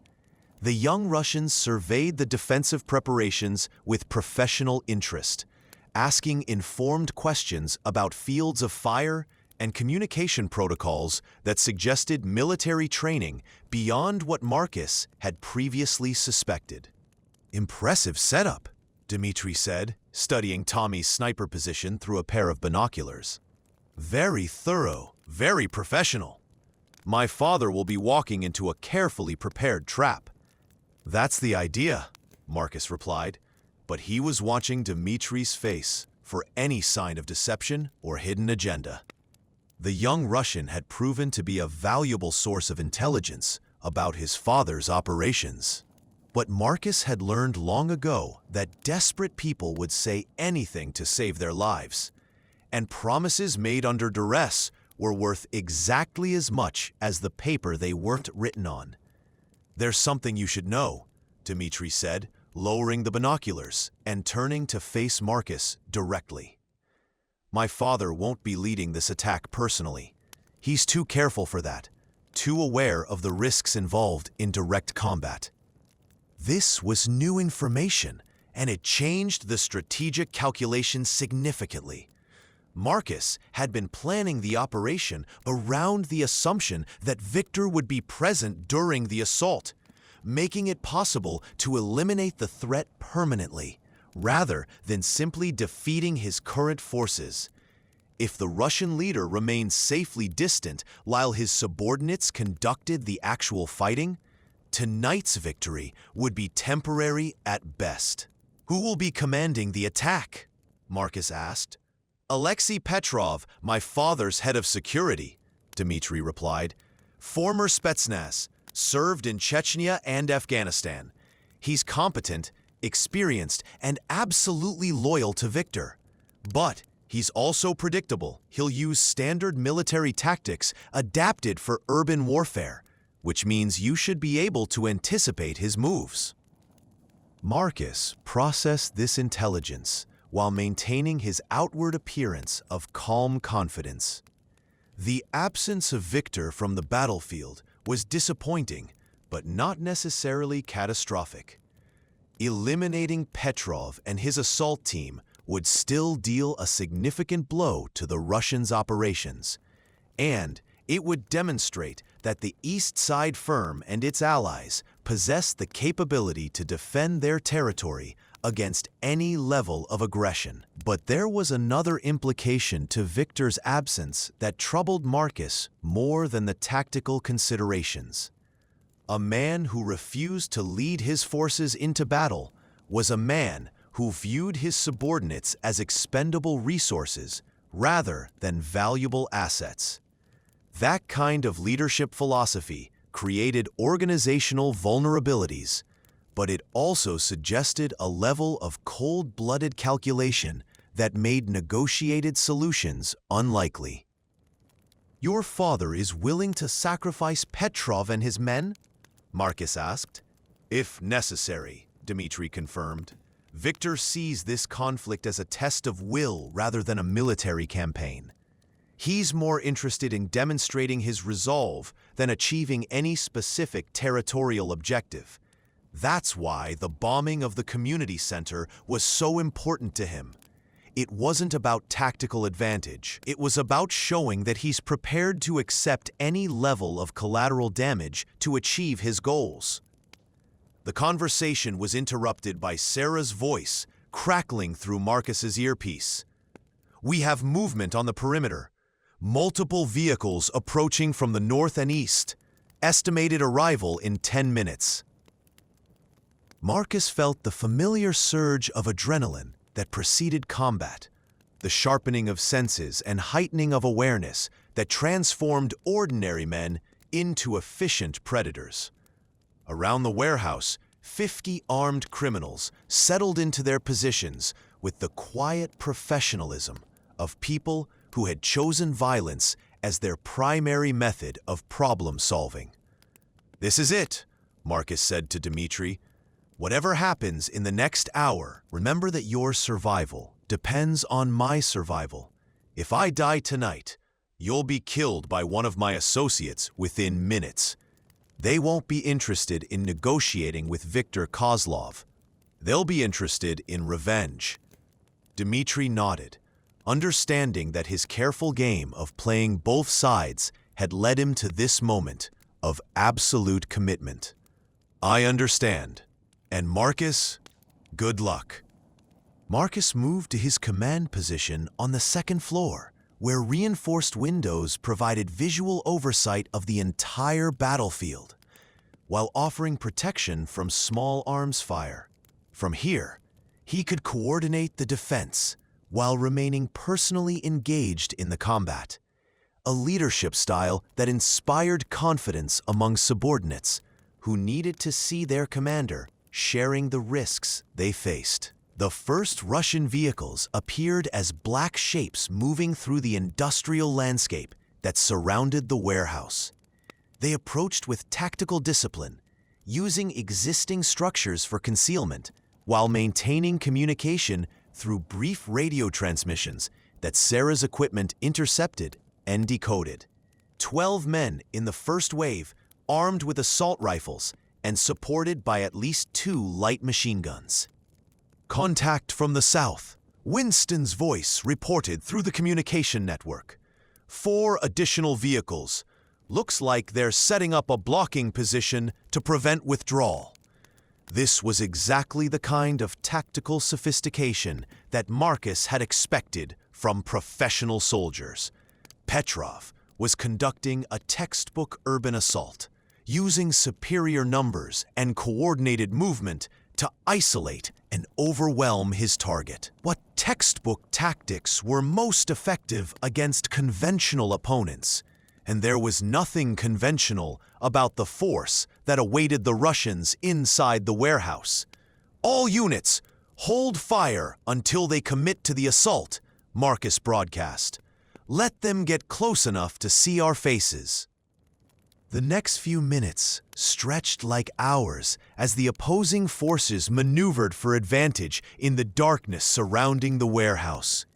Petrov's men advanced with disciplined caution, using cover and concealment to minimize their exposure while probing for weaknesses in the building's defenses. They were good, Marcus admitted privately. Better than most of the criminal opposition he had faced over the years. But they were also operating in unfamiliar territory against opponents who had chosen the battlefield and prepared it with deadly thoroughness. When the assault finally began, it would be the Russians who were reacting to circumstances rather than controlling them. Sniper on the roof across the street, Tommy's voice reported with professional calm. I can take him, but it will reveal my position. Hold your fire, Marcus replied. Let them think they have the advantage. The psychological dimension of warfare was often more important than the purely tactical considerations. Petrov's forces needed to feel confident about their chances of success, needed to commit themselves fully to the assault before discovering that they had walked into a carefully prepared killing field. Fear and hesitation would make them less effective fighters, but overconfidence would make them reckless in ways that Marcus could exploit. The first explosion came without warning. A Russian grenade thrown through one of the warehouse's ground floor windows, detonating in a room that had been evacuated hours earlier. The blast was followed immediately by automatic weapons fire as Petrov's assault team breached the building from 3 different directions simultaneously. But instead of encountering light resistance from a desperate gang leader, they found themselves facing coordinated defensive fire from prepared positions that had been designed specifically to channel attacking forces into predetermined kill zones. The Irish Republicans' RPGs turned the building's main entrance into a crater filled with smoke and debris, while the Jamaican dealers' machine guns created interlocking fields of fire that made movement across open spaces suicidal. First wave is pinned down, Sarah reported from her basement command post. They're taking heavy casualties and calling for reinforcements. Marcus watched the battle develop through his reinforced windows, noting the tactical discipline that kept Petrov's men from panicking despite their unexpected losses. These were professionals who had trained for urban combat in environments far more dangerous than London's industrial districts. But they had also trained to fight conventional enemies who followed predictable patterns. And nothing about tonight's opposition was predictable. Tommy's rifle spoke for the first time, a whisper of death that dropped the Russian sniper before he could acquire a target. The shot was followed by a systematic elimination of enemy communications personnel, radio operators, and anyone who appeared to be coordinating the assault. Within minutes, Petrov's carefully organized attack had devolved into a series of unconnected firefights as individual squads found themselves isolated and unable to coordinate their movements. "Second wave is moving up from the south," Winston reported. "Looks like they're trying to flank our position." But the flanking maneuver led the Russians directly into the Pakistani smugglers' thermal imaging surveillance, which allowed the defenders to track their movement through the darkness and prepare appropriate countermeasures. A series of well-placed explosives turned the southern approach into an impassable obstacle course of twisted metal and burning vehicles. Marcus began to allow himself the luxury of believing that the operation was succeeding beyond his most optimistic projections. Petrov's assault force had been neutralized with minimal casualties among the defenders, and the tactical situation was developing exactly as he had planned.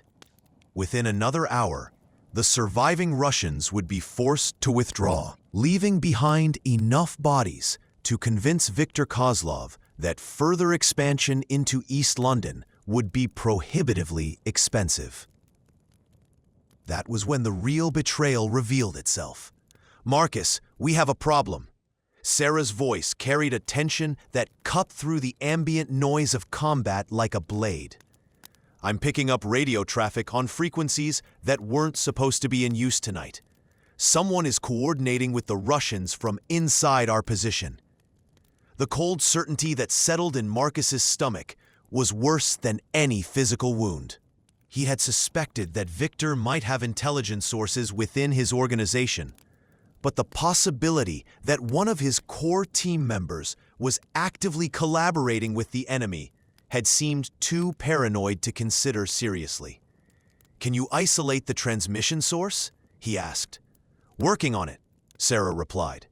"But whoever is doing this knows our communication protocols and has access to equipment that can mask their signal origin." Marcus felt the tactical situation shifting around him like sand beneath his feet. The defensive positions that had seemed so secure moments before now felt like traps that could be turned against his own forces. If someone inside the warehouse was feeding information to Petrov's forces, then every aspect of the defensive plan had been compromised from the beginning. "All units, prepare for immediate withdrawal," Marcus broadcast, hoping that the order would reach his legitimate allies before it reached whoever was working for the Russians. "Something has gone wrong, and we need to extract before the situation deteriorates further." But it was already too late for clean extraction. Even as Marcus spoke, explosions began erupting throughout the warehouse. Not the random destruction of battle, but precisely targeted blasts that eliminated key defensive positions and escape routes with devastating efficiency. Someone had provided Petrov's forces with detailed intelligence about the building's layout and the placement of defensive positions. "The stairwell is blocked," Tommy reported, his voice tight with the controlled panic of a professional soldier recognizing that his situation had become untenable. Multiple charges went off simultaneously, and the structure is compromised. I'm trapped up here. Marcus felt the rage building inside him like a physical pressure that threatened to overwhelm his capacity for rational thought. Someone he had trusted, someone he had worked with for years, had sold out not just him, but every person who had risked their life to defend East London against Russian expansion. The betrayal was more than tactical. It was personal, a violation of the bonds that made organized crime possible in the first place. Jackie, status report. Marcus called over his radio. Silence. Sarah, can you raise Jackie? Negative, Sarah replied. He's not responding on any frequency. The pieces of the puzzle began falling into place with sickening clarity. Jackie Morrison, the logistics expert who had planned their communication networks and defensive positions, had been feeding information to Viktor Kozlov throughout the entire conflict. His military background had provided him with the knowledge necessary to serve as an effective double agent, while his position within Marcus's inner circle had given him access to every operational detail. Jackie's the traitor, Marcus said, his voice carrying across the communication network with deadly certainty. He's been working for the Russians since the beginning. The betrayal explained everything. How Viktor had been able to anticipate their operations. How the Russians had known where to find Marcus's associates. How Petrov's forces had been able to target their defensive positions with such precision. Jackie had been playing both sides of the conflict, building trust with Marcus while selling intelligence to Viktor for reasons that probably combined greed with whatever leverage the Russian had used to turn him. "What are your orders?" Sarah asked. Marcus surveyed the tactical situation with the cold calculation of a man who had accepted that he was probably going to die in the next few minutes. The warehouse was compromised, his communication network was penetrated, and at least half of his defensive positions had been eliminated by targeted explosions. But he still had weapons, he still had loyal personnel, and he still had the advantage of being the kind of man who became more dangerous when cornered. "We fight our way out," he said. "Sarah, can you reach the Allied gang leaders?" "Some of them," she replied. "The Irish and Jamaicans are still in position, but I'm not getting responses from the Pakistanis or the Nigerians." Marcus assumed that meant those units had either been eliminated or had decided that discretion was preferable to valor when faced with a losing battle. In the criminal underworld, loyalty was always conditional, and alliances formed under pressure had a tendency to dissolve when the pressure became too intense. "Tell Seamus and Winston to fall back to secondary positions," Marcus ordered. "We'll try to link up and extract together, but if that's not possible, they should save themselves and their people." The sound of approaching footsteps in the corridor outside Marcus's position indicated that Petrov's forces had penetrated deeper into the building than the original defensive plan had anticipated. Marcus checked his weapons, the suppressed Glock, 3 spare magazines, and the ceramic knife that had served him well in close-quarters combat. If he was going to die tonight, he would at least have the satisfaction of taking several Russians with him. But before he could implement any kind of fighting withdrawal, the door to his command post exploded inward under the impact of a breaching charge. Smoke and debris filled the room as armed figures poured through the opening with the fluid efficiency of professional soldiers conducting a room clearance operation. Marcus opened fire immediately, his suppressed pistol coughing repeatedly as he targeted the center mass of each intruder. The first Russian dropped with 2 bullets in his chest. The second stumbled backward with a shot to the shoulder. but the third managed to return fire with his assault rifle before Marcus could acquire him as a target. The 7.62 millimeter rounds punched through the reinforced window behind Marcus's position, filling the air with fragments of armored glass, while the tremendous noise of automatic weapons fire reverberated through the warehouse's steel framework. Marcus dove behind an overturned desk that provided minimal concealment, but at least prevented the Russians from maintaining visual contact while they maneuvered for better firing positions. "Target is in the northeast corner," one of the Russians shouted in accented English. "2 men down, possibly 3. We need suppressive fire while Alpha Team flanks from the corridor." Professional soldiers, Marcus confirmed mentally. They were using proper tactical communication and fire and movement techniques that indicated extensive training in urban warfare. But they were also operating in an environment that Marcus knew better than they did, which gave him advantages that superior numbers couldn't entirely eliminate. He low-crawled toward the stairwell access, using the smoke and debris from the breaching charge as concealment, while the Russians established their firing positions. The building's layout included several routes between floors that wouldn't appear on architectural drawings, maintenance shafts, utility corridors, and structural spaces that could be navigated by someone with intimate knowledge of the building's construction. But as Marcus reached the stairwell door, he discovered that Jackie's sabotage had been even more comprehensive than he had initially realized.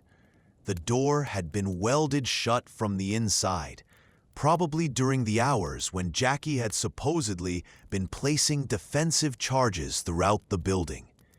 Every escape route had been sealed, every safe position had been compromised, and every advantage that local knowledge might have provided had been neutralized through systematic betrayal. "Thorne," a new voice called out in heavily accented English. "This is Colonel Alexei Petrov.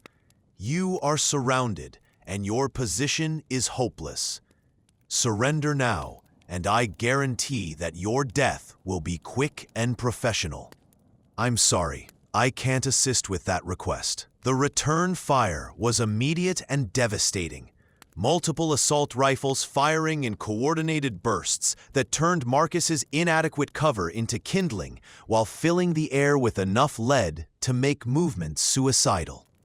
But the intensity of the barrage also revealed the Russians' positions, and Marcus had spent years learning to extract tactical information from the smallest details of combat. 3 men in the main doorway, at least 2 more in the corridor beyond, and probably another team moving to flank his position from the opposite side of the building. Conventional tactics would suggest that Marcus was hopelessly outgunned and should focus on finding a way to escape rather than continuing to fight. But conventional tactics assumed that survival was the primary objective, and Marcus had long ago accepted that some situations could only be resolved through mutual destruction. He pulled the pin from his last grenade, a fragmentation device that Jackie had provided during the weapons distribution, which meant it might or might not function as intended. But the psychological effect would be significant regardless of its actual explosive power. And psychological warfare was often more important than purely military considerations. "Grenade!" Marcus shouted, hurling the device toward the Russian positions while simultaneously moving in the opposite direction. The explosion was smaller than he had expected, but loud enough to create temporary confusion among Petrov's forces. Marcus used those precious seconds to reach a position near the building's exterior wall, where structural damage from the earlier fighting had created a gap large enough for a desperate man to squeeze through. The drop to the ground level was approximately 12 feet onto concrete debris and twisted metal from the facade that had been damaged by RPG fire. Marcus landed hard, feeling something in his left ankle give way under the impact. But adrenaline and desperation provided sufficient motivation to keep moving despite the injury. The warehouse's exterior was a maze of shadows and industrial debris that provided concealment from the Russians, who were undoubtedly pursuing him. But Marcus knew that his escape window was measured in minutes rather than hours. Petrov would have positioned blocking forces around the building's perimeter, and thermal imaging equipment would make it difficult to remain hidden for any extended period.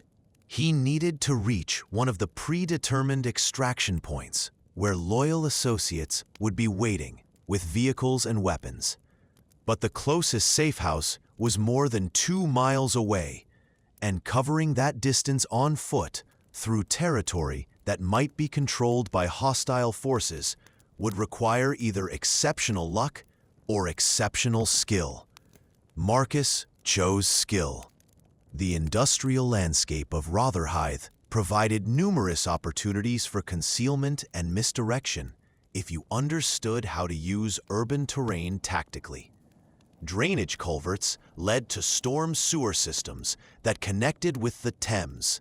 Abandoned buildings offered temporary shelter and alternative routes, and the constant background noise of London's nighttime activity could mask the sounds of careful movement. But as Marcus began making his way toward the extraction point, he encountered evidence that Jackie's betrayal had been even more comprehensive than the tactical intelligence he had provided to Petrov's forces. The safe houses that should have contained weapons and loyal personnel had been raided hours before the warehouse operation began. The vehicles that should have been standing by for emergency extraction had been impounded by police acting on anonymous tips about stolen cars used in criminal activities. Every backup plan, every contingency measure, every element of operational security had been systematically compromised. Jackie Morrison had spent months building a complete intelligence picture of the Eastside Firm's capabilities and resources, then had sold that information to Viktor Kozlov in exchange for money and guarantees of personal safety. The betrayal was so thorough that Marcus began to suspect it had been planned from the very beginning of the conflict with the Russians.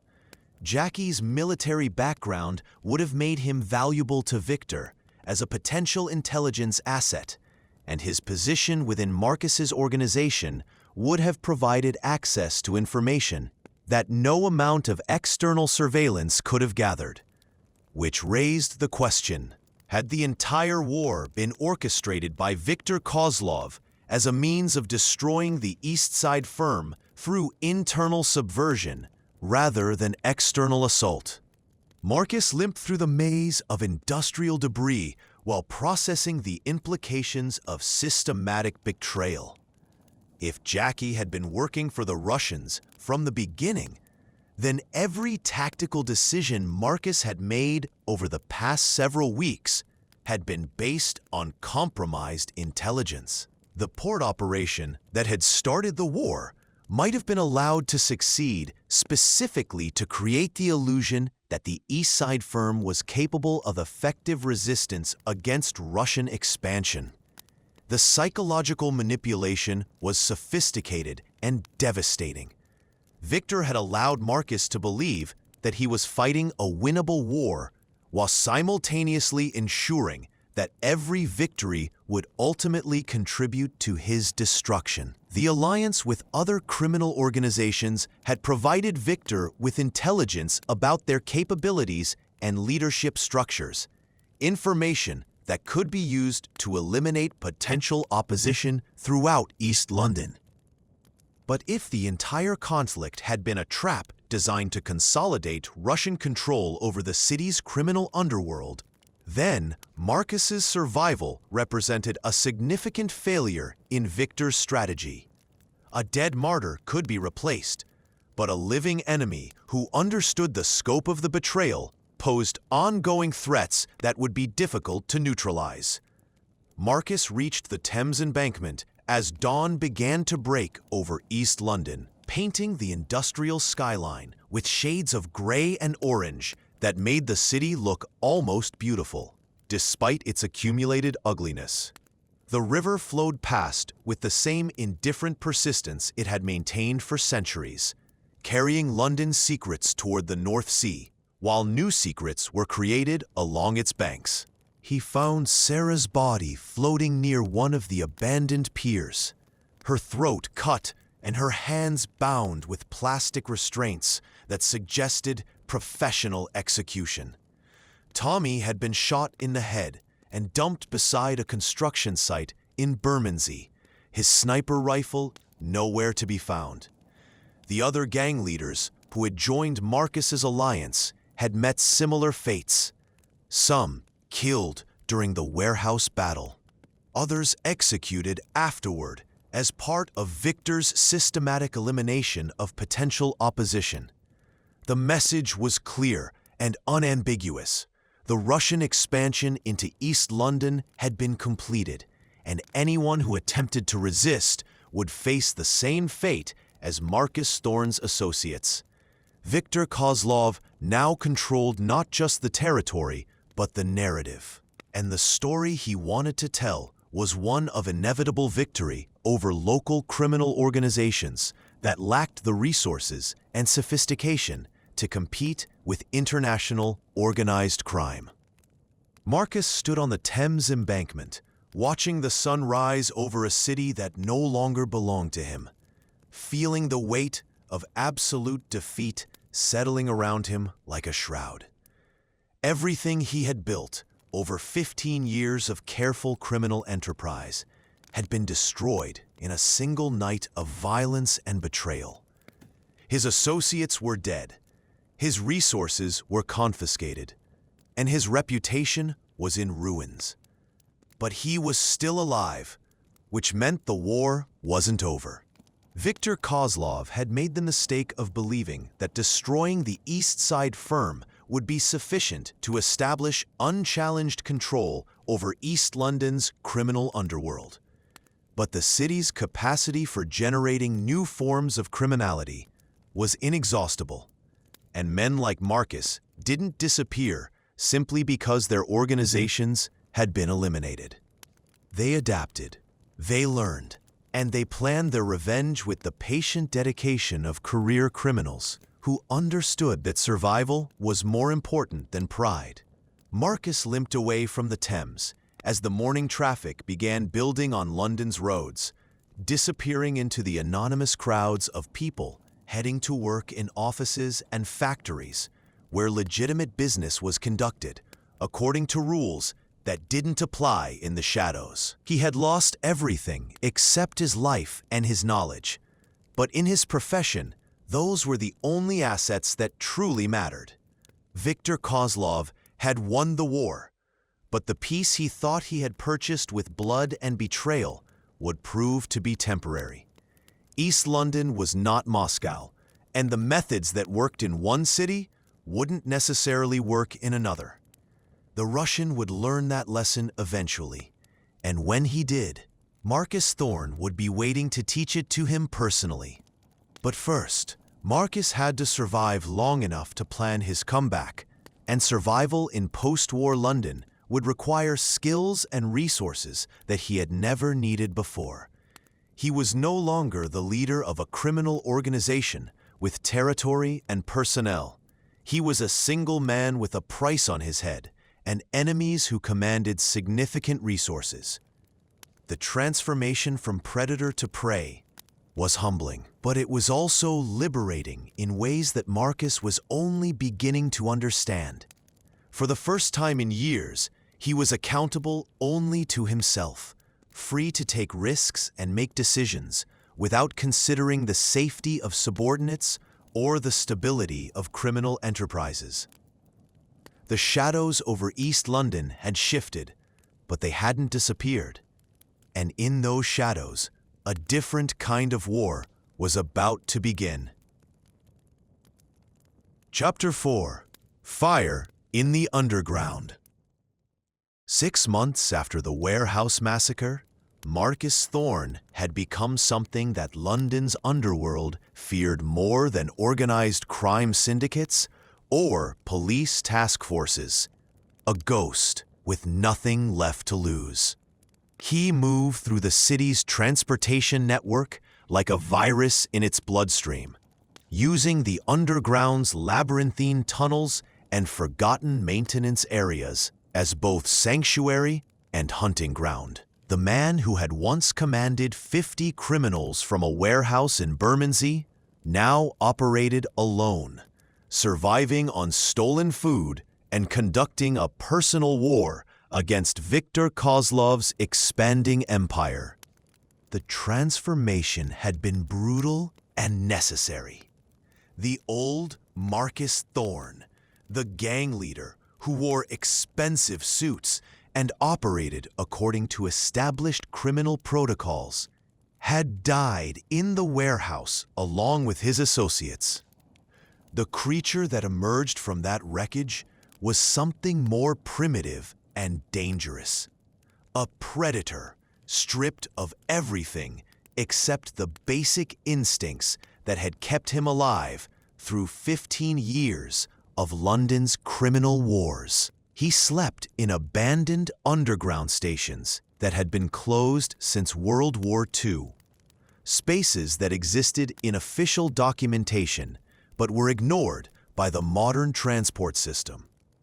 Down Street, British Museum, Lord's, and a dozen other ghost stations provided shelter from both the elements and Viktor's hunters, who had been searching for him with methodical persistence since the night of his escape. The Russian had placed a substantial bounty on Marcus's head: £500,000 for his death, £1 million for his capture alive.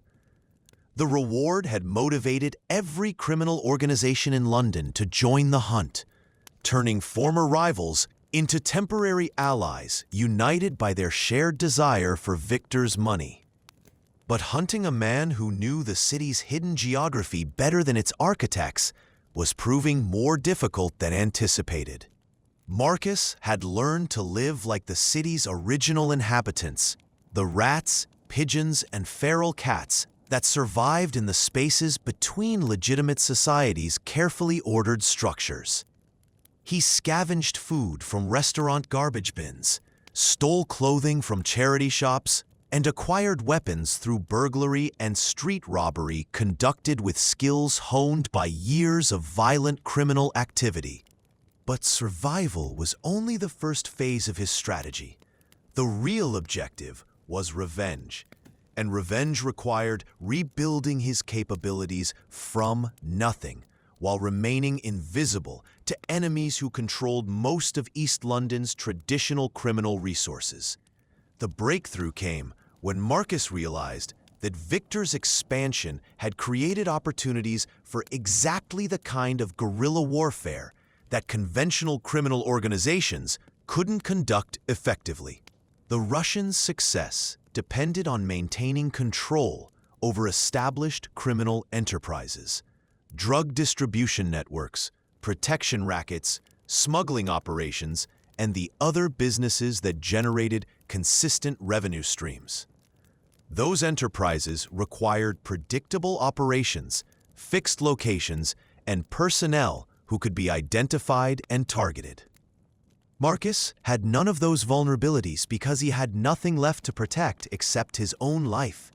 He could strike at Viktor's operations without worrying about retaliation against associates or territory, and he could disappear back into London's underground infrastructure before enemy forces could organize effective pursuit. The first attack targeted a heroin distribution center in Canary Wharf that processed approximately £50,000 worth of drugs per week. Marcus spent 2 weeks studying the facility's security arrangements, identifying shift patterns and delivery schedules through patient surveillance conducted from vantage points in the surrounding office buildings. The operation itself was simplicity incarnate, a Molotov cocktail thrown through a ground floor window at 3 in the morning, followed by small arms fire directed at anyone who attempted to escape the building before the fire spread to the upper floors. Marcus killed 4 Russians and destroyed inventory worth approximately £200,000, then disappeared into the Canary Wharf underground station before emergency services could respond to the fire alarm. Victor's retaliation was swift and brutal, but it was also misdirected. Unable to locate Marcus himself, the Russian ordered his forces to conduct systematic raids against anyone who might be providing shelter or assistance to his enemy. 24 small-time criminals were arrested, tortured, and executed on suspicion of collaborating with Marcus, but none of them possessed any useful information because Marcus was operating completely independently. The psychological impact was exactly what Marcus had hoped to achieve. Victor's indiscriminate violence against London's criminal underworld began creating the kind of resentment and fear that would eventually turn into active resistance. Every innocent person killed in the search for Marcus became a potential ally for anyone brave enough to organize opposition against Russian control. But Marcus's campaign was also evolving beyond simple revenge into something that resembled political terrorism. His second attack targeted a money laundering operation in Southwark that processed cash from multiple criminal enterprises throughout southeast London. The bombing killed 6 people and destroyed financial records that represented months of careful bookkeeping. But more importantly, it demonstrated that Victor's operations were vulnerable to asymmetric warfare conducted by someone with intimate knowledge of local criminal practices. The third attack was different in character and objectives. Instead of destroying Russian assets, Marcus kidnapped one of Victor's money men, an accountant named Sergei Volkov, who managed the financial side of the drug distribution network. Marcus held Volkov in an abandoned section of the Down Street station for 72 hours, extracting detailed information about the Russian organization's structure, resources, and future plans. What he learned changed his understanding of the conflict entirely. Viktor Kozlov wasn't simply expanding his criminal operations into London. He was conducting a systematic campaign to eliminate independent criminal enterprises throughout Western Europe. London was only the first phase of a strategy that would eventually extend to Paris, Amsterdam, Berlin, and every other major city where Russian organized crime could establish footholds. The warehouse massacre hadn't been a tactical victory in a territorial dispute. It had been a proof-of-concept demonstration for methods that would be replicated across the continent. The betrayal by Jackie Morrison had been orchestrated months in advance as part of a comprehensive intelligence operation designed to identify and eliminate potential resistance leaders before they could organize effective opposition. Your friend Morrison was recruited 18 months ago, Volkov explained during one of their lengthy conversations in the abandoned station. His English was excellent, probably learned during years of managing financial operations in various European cities. Not for money. Victor had leverage on him. Something about his military service in Northern Ireland, activities that would have resulted in war crimes charges if they became public. Marcus felt pieces of the puzzle clicking into place with sickening clarity. Jackie's guilt about whatever he had done during his military service had made him vulnerable to blackmail, and Victor had exploited that vulnerability with the systematic precision of an intelligence officer conducting a long-term recruitment operation. "How many other cities has Victor targeted?" Marcus asked. "Dublin is already under Russian control," Volkov replied. The transition was completed 6 months before the London operation began. Amsterdam is scheduled for next year, followed by Berlin and Paris. The European Union's open borders make it impossible for local law enforcement to track our movements or predict our targets. The scope of Victor's ambitions was breathtaking in its audacity.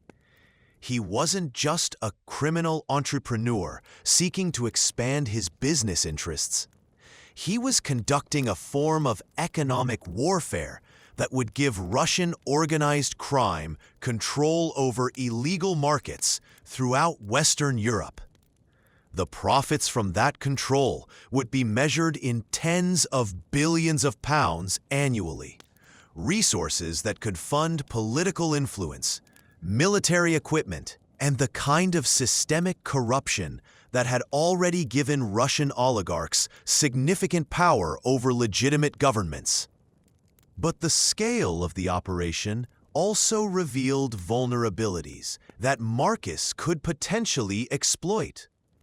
An enterprise that large required extensive coordination, sophisticated communication networks, and supply chains that extended across multiple countries. Those requirements created opportunities for disruption if someone with sufficient knowledge could identify the critical nodes where maximum damage could be inflicted with minimum resources. Marcus spent another week extracting information from Volkov before killing him and disposing of the body in one of the Thames's industrial outfalls. The accountant's death would be discovered eventually, but by then, Marcus would have had time to act on the intelligence he had gathered about Victor's operations. The key insight was that Victor's expansion strategy depended on controlling specific transportation infrastructure, shipping facilities, airports, and railway terminals where large-scale smuggling operations could be conducted with minimal risk of interdiction by law enforcement.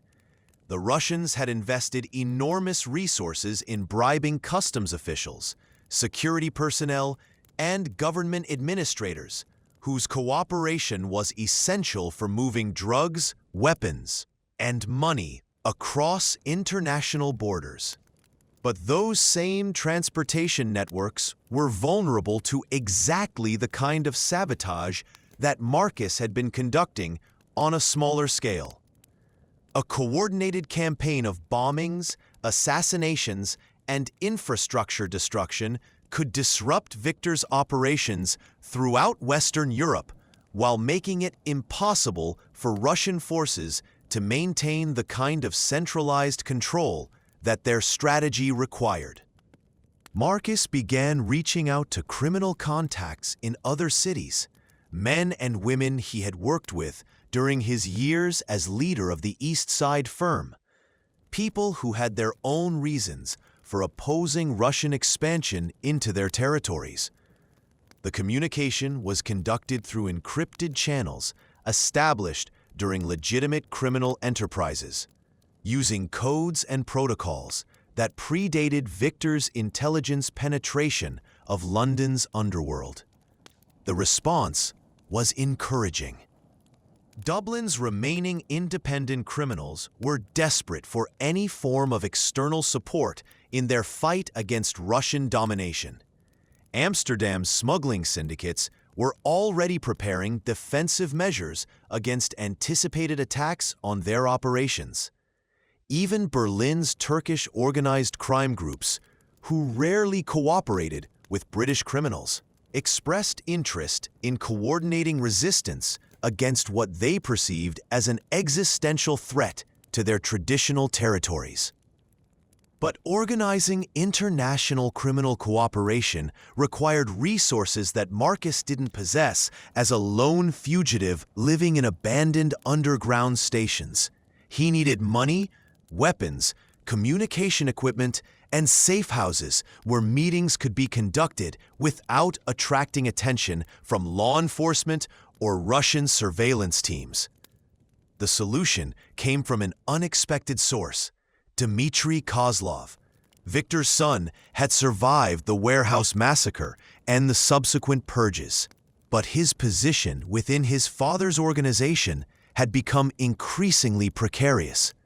The intelligence he had provided to Marcus during their brief alliance had contributed to Russian casualties during the early phases of the conflict, and Victor's paranoia about internal betrayal had focused considerable suspicion on his son's loyalty. Dmitry made contact through intermediaries who specialized in facilitating communication between parties that couldn't risk direct meetings. The message was brief but significant. He wanted to arrange a personal meeting with Marcus to discuss matters of mutual interest.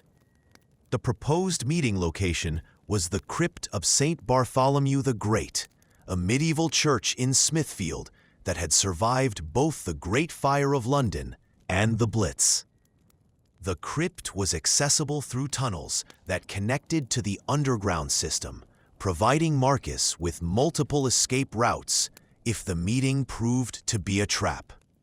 Marcus arrived 2 hours early and spent considerable time surveying the area for signs of surveillance or ambush preparation. The church itself was empty, except for a single caretaker who appeared to be genuinely occupied with maintenance duties, and the surrounding streets showed no evidence of unusual activity or concealed observers. Dmitry appeared precisely on schedule, entering the crypt through the main church entrance and demonstrating the same punctuality that had characterized their previous interactions. But 6 months of living under his father's suspicion had changed him visibly. He looked thinner, more tired, and carried himself with the wariness of someone who had learned to expect betrayal from every direction. "You look like shit," Dmitry said, studying Marcus's appearance with professional interest. "Living underground agrees with you about as well as I expected it would." "Still breathing," Marcus replied, "which is more than most people can say after crossing your father."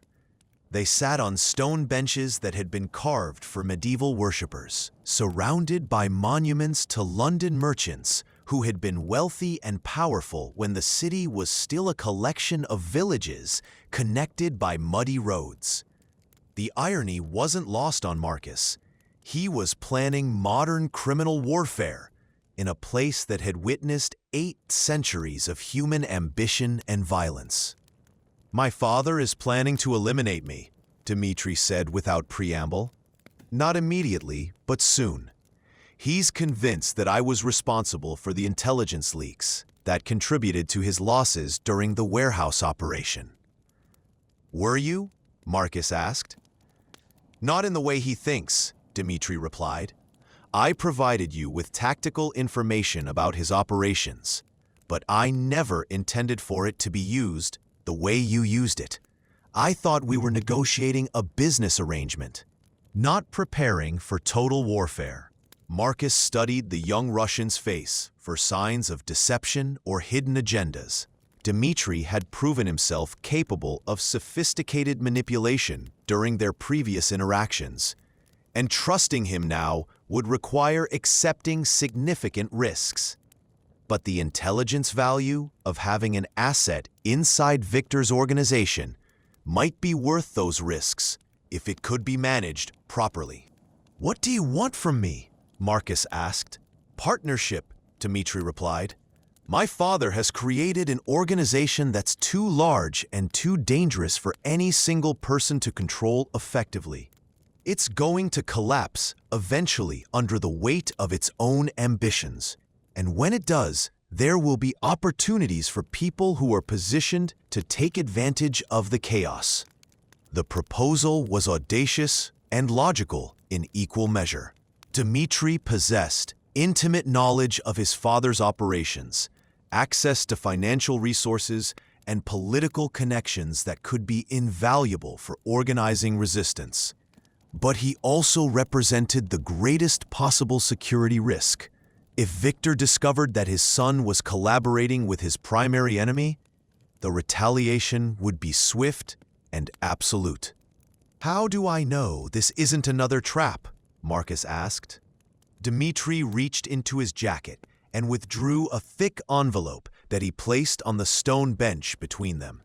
50,000 pounds in cash, plus detailed intelligence about my father's operations in Amsterdam and Berlin. Consider it an investment in our future partnership. Marcus opened the envelope and quickly verified that it contained legitimate currency and documents that appeared to be authentic intelligence reports. The information was sufficiently detailed and specific to represent genuine value, which suggested that Dmitri was serious about cooperation rather than simply attempting to lure him into another trap. "What's your long-term objective?" Marcus asked. "Survival, initially," Dmitri replied, "but ultimately, I want to build something different from what my father has created. His approach to criminal enterprise is too crude, too dependent on violence and intimidation. There are more sophisticated ways to generate profit from illegal activities, methods that don't require constant warfare with law enforcement and rival organizations." The vision that Dmitri outlined over the next hour was compelling in its scope and sophistication. Instead of trying to control criminal markets through violence, he proposed creating a confederation of independent organizations that could cooperate when their interests aligned, while maintaining operational autonomy within their traditional territories. The model would be similar to the legitimate business consortiums that managed international trade, with shared resources for money laundering, transportation, and political influence, but without the centralized control that made conventional criminal empires vulnerable to law enforcement penetration or internal betrayal. "Your father won't simply disappear," Marcus pointed out. "Even if his current expansion fails, he'll still have significant resources and the motivation to eliminate anyone who contributed to his defeat." "That's true," Dmitri agreed, "which is why removing him permanently has to be part of any long-term solution to this problem." The conversation continued for another 2 hours as they discussed tactical possibilities and strategic objectives. By the end of their meeting, Marcus had committed himself to a partnership that would either restore his position in London's criminal hierarchy or result in his death at the hands of the most dangerous organized crime figure in Europe. But the alternative, continuing his solitary guerrilla campaign while Victor systematically eliminated every potential ally, offered even less promising prospects for survival. Sometimes, the most dangerous choice was also the only rational choice, and Marcus had built his criminal career on his willingness to accept necessary risks. The alliance was formalized through a series of operational tests designed to demonstrate both parties' commitment and capabilities. Dmitri divided intelligence that allowed Marcus to conduct increasingly sophisticated attacks on Russian operations throughout London, while Marcus proved his ability to inflict significant damage on Victor's assets without compromising their shared security. The campaign escalated systematically over the following months. A weapons smuggling operation at Heathrow Airport was destroyed by explosions that eliminated both the contraband and the personnel responsible for its distribution. A money laundering network in the city was disrupted by assassinations that removed key financial managers and scattered their operations across multiple jurisdictions where they could be hunted individually. Most significantly, Marcus began targeting the transportation infrastructure that Victor's expansion strategy required. Railway bridges were bombed, shipping facilities were sabotaged, and communication networks were disrupted through cyber attacks, coordinated with criminal hackers who had their own reasons for opposing Russian control over illegal markets.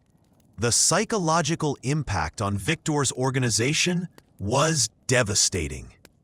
The Russians' carefully planned expansion began deteriorating as his personnel became increasingly reluctant to accept assignments that might result in their deaths, and his financial backers in Moscow began questioning whether the European operation was worth the mounting costs and risks. But Victor's response was characteristically brutal and comprehensive. Unable to locate Marcus or identify the source of the intelligence leaks, he ordered the systematic elimination of anyone who might pose a potential threat to his authority. The purges began with mid-level managers and eventually extended to family members and personal associates who had demonstrated insufficient loyalty to his cause. Dmitri barely survived the initial wave of executions, escaping from his Canary Wharf apartment minutes before a Russian assassination team arrived to kill him. He made his way to one of the safe houses that Marcus had established in the underground system, carrying nothing except the clothes he wore and a laptop computer that contained financial records documenting the extent of his father's European operations. "He knows," Dmitri said, his composure finally cracking under the strain of living in constant fear of violent death. "I don't know how he found out, but Victor knows that I've been working with you." Marcus felt the familiar tightening in his chest that preceded moments of absolute crisis. If Victor had identified his son as the source of the intelligence leaks, then every aspect of their operational security had been compromised. Safe houses would be raided, communication channels would be monitored, and escape routes would be blocked by Russian forces operating with complete knowledge of their plans and capabilities. "How much time do we have?" Marcus asked. "None," Dmitri replied. "My father isn't interested in capture and interrogation. He's going to kill us both on sight, probably in ways designed to serve as examples to anyone else who might consider betraying him." Marcus began the mental calculations that would determine whether they could survive the next few hours. The underground system that had provided sanctuary for months would now become a trap if Victor's forces could control the major access points. But the same network that enabled pursuit also offered opportunities for the kind of mobile warfare that played to Marcus's strengths while minimizing the Russians' numerical advantages. The final battle of their war would be fought in the tunnels beneath London, in darkness and confined spaces where money and superior weapons would be less important than intimate knowledge of the urban underground's geography and psychology. "We go deeper," Marcus said, making a decision that committed them to a course of action that would either end in victory or death.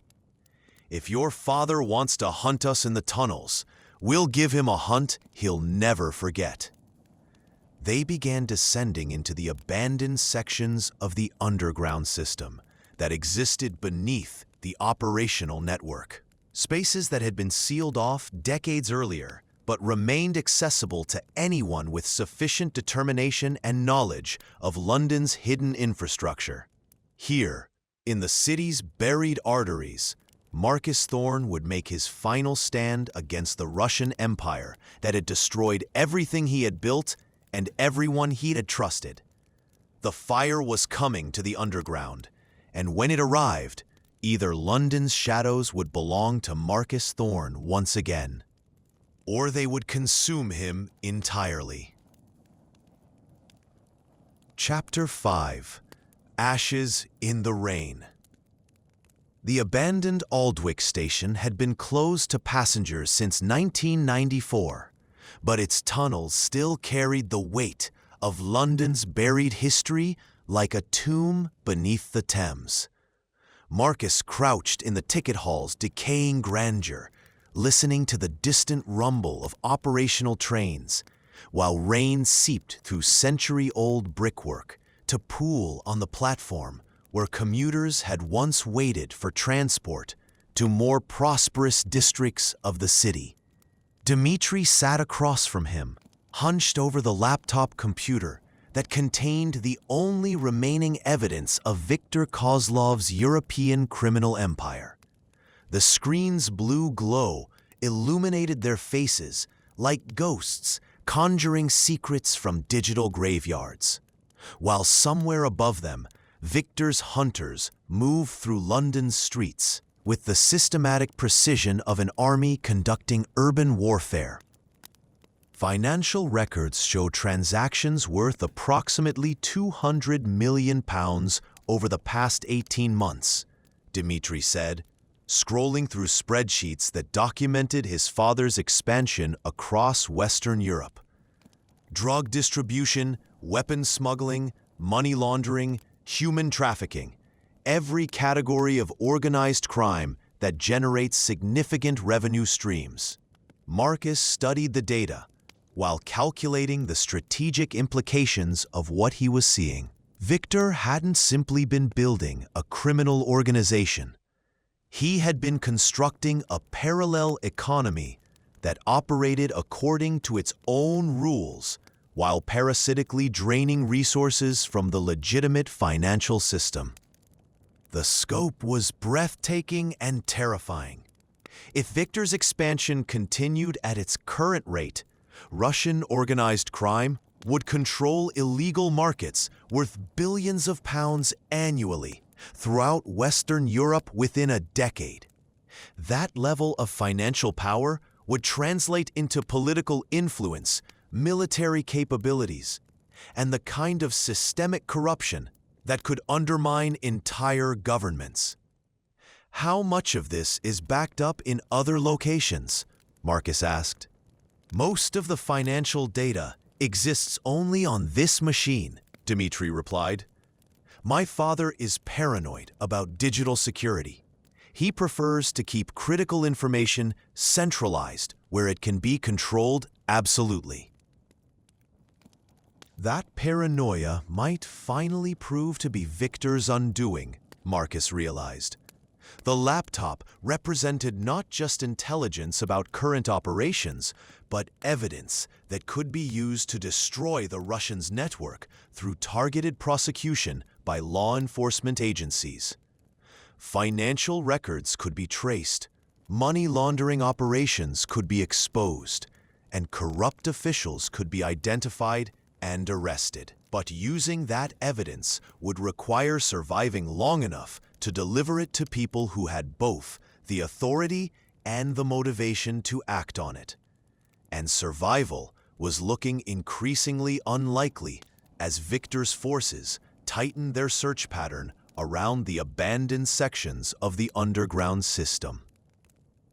Movement on the surface, Marcus said, noting the subtle changes in acoustic patterns that indicated human activity above their position. Multiple vehicles, probably surveillance teams establishing perimeter control. They had been hunted through London's underground network for 3 days, moving between abandoned stations and maintenance tunnels, while Viktor's forces gradually narrowed the search area through systematic elimination of potential hiding places. The Russians were conducting the operation with military precision, using thermal imaging equipment and seismic sensors to track movement through the buried infrastructure. But Marcus had advantages that technology couldn't easily overcome. 15 years of criminal activity in East London had given him intimate knowledge of the underground's unofficial geography, the forgotten spaces, abandoned tunnels, and maintenance areas that existed in blueprints but were ignored by the modern transport system. More importantly, he understood the psychological dimensions of urban warfare in ways that Victor's professional soldiers couldn't appreciate. The underground wasn't just a transportation network. It was a symbolic representation of London's buried collective unconscious, a place where the city's repressed violence and ancient fears took physical form in darkness and confined spaces. Men who had trained for combat in Afghanistan or Chechnya would find themselves psychologically disadvantaged in an environment that triggered claustrophobic responses and urban anxieties that their military experience hadn't prepared them to handle. The tunnels would work on their minds in ways that conventional weapons couldn't, creating opportunities for Marcus to exploit their inexperience with underground warfare. The first indication that Victor's forces had located their general position came as footsteps echoing through the ventilation system that connected Aldwych with the operational sections of the Northern Line. Multiple sets of boots moving with tactical discipline, accompanied by radio communications that indicated coordination between surface and underground teams. "Time to move," Marcus said, shutting down the laptop and securing it in a waterproof case that would protect the evidence if they were forced to hide it temporarily. They exited Aldwych through a maintenance tunnel that led toward the abandoned British Museum station, moving in complete darkness while using handheld GPS units to navigate the maze of passages that honeycombed the foundation of central London. The tunnel was narrow enough to require single-file movement, which would limit the effectiveness of any pursuing force while giving Marcus and Dimitri advantages in defensive fighting if retreat became impossible. But as they progressed through the underground network, Marcus began to suspect that their movements were being tracked with precision that suggested inside knowledge of their route selection. The Russians appeared to be anticipating their choices, positioning blocking forces at critical junctions where alternative paths would force them back towards surface access points. "Someone is feeding them intelligence about our movements," Marcus said during a brief rest in a utility chamber that housed electrical switching equipment for the underground's power distribution system. "That's impossible," Dimitri replied.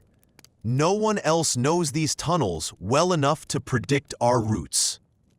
But Marcus was remembering the systematic betrayal that had destroyed his organization at the warehouse, the careful intelligence preparation that had preceded Victor's expansion into London. The Russian had demonstrated a talent for long-term strategic planning that included recruiting assets years before they would be needed for operational purposes. "Your father has been planning this hunt longer than we realized," Marcus said.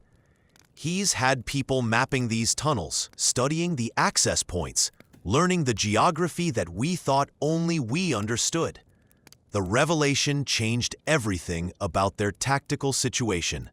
If Victor possessed detailed knowledge of the underground's abandoned sections, then every route Marcus had planned for emergency extraction had been compromised.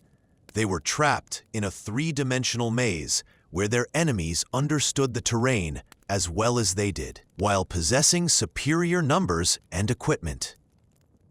"We need to get to the Thames," Marcus said, making a decision that committed them to the most dangerous possible escape route. The river tunnels connect to the Victorian sewer system, which connects to storm drains that surface in areas where your father's surveillance teams won't be positioned. The journey to the Thames required crossing beneath several operational underground lines, navigating maintenance areas that were actively monitored by Transport for London's security personnel.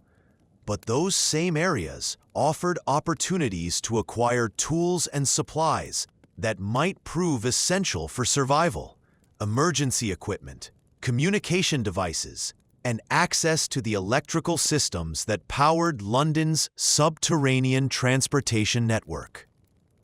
They moved through the darkness like ghosts haunting the city's buried nervous system, occasionally glimpsing the lights of passing trains through ventilation grates that connected the abandoned network to the operational tunnels. The sounds of normal London life continued above them. Traffic, pedestrians, the ordinary business of 8 million people conducting their daily routines, while unaware that a private war was being fought in the spaces beneath their feet.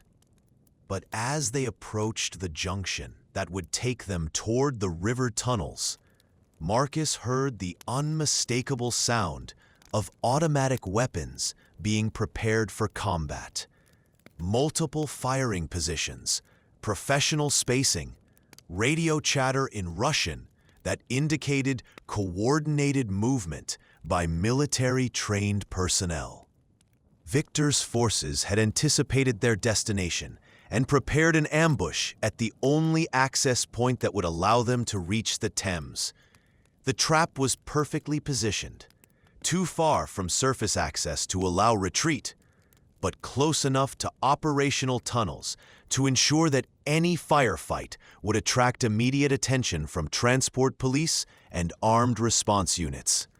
"We're fucked," Dmitri said, stating what both of them already understood. Marcus studied their tactical situation with the cold calculation of a man who had survived 15 years of London's criminal wars by making difficult decisions under impossible circumstances. They had weapons: the suppressed pistol he had carried throughout the conflict, plus an assault rifle that Dmitri had acquired during their flight through the underground. They had ammunition for perhaps 15 minutes of sustained combat. They had intimate knowledge of local terrain and the psychological advantages that came from fighting in familiar territory. But they also faced professional soldiers who had trained for urban warfare in environments far more dangerous than London's underground system. Men who had survived combat in Chechnya and Afghanistan wouldn't be intimidated by darkness or confined spaces, and their equipment included night vision devices and communication systems that would allow them to coordinate tactical movements with devastating precision. The only advantage Marcus possessed was desperation, the knowledge that failure meant not just death, but the complete victory of everything he had spent his adult life opposing. Viktor Kozlov represented a form of criminal organization that would transform London's underworld from a collection of competing enterprises into a single hierarchical system controlled by foreign interests. "There's another way," Marcus said, his mind racing through possibilities that conventional tactics would never consider. "We don't try to fight our way through the ambush. We bring the ambush to us, but on our terms rather than theirs." The plan that emerged from their whispered conversation was audacious in its simplicity and terrifying in its potential consequences. Instead of trying to escape through the Thames tunnels, they would use the underground's electrical infrastructure to create a catastrophic failure that would eliminate Victor's forces while providing cover for their own extraction. The utility chamber where they had taken refuge contained switching equipment for the Northern Line's power distribution system. high-voltage electrical systems that carried enough current to power the trains that moved millions of passengers through London every day. If those systems could be sabotaged in a way that created systematic electrical failures throughout the network, the resulting chaos would force emergency evacuation of both operational and abandoned tunnels. "You're talking about shutting down the entire Northern Line," Dmitri said, his voice carrying a mixture of admiration and horror. "Millions of people stranded, emergency services overwhelmed, the kind of infrastructure damage that will take months to repair."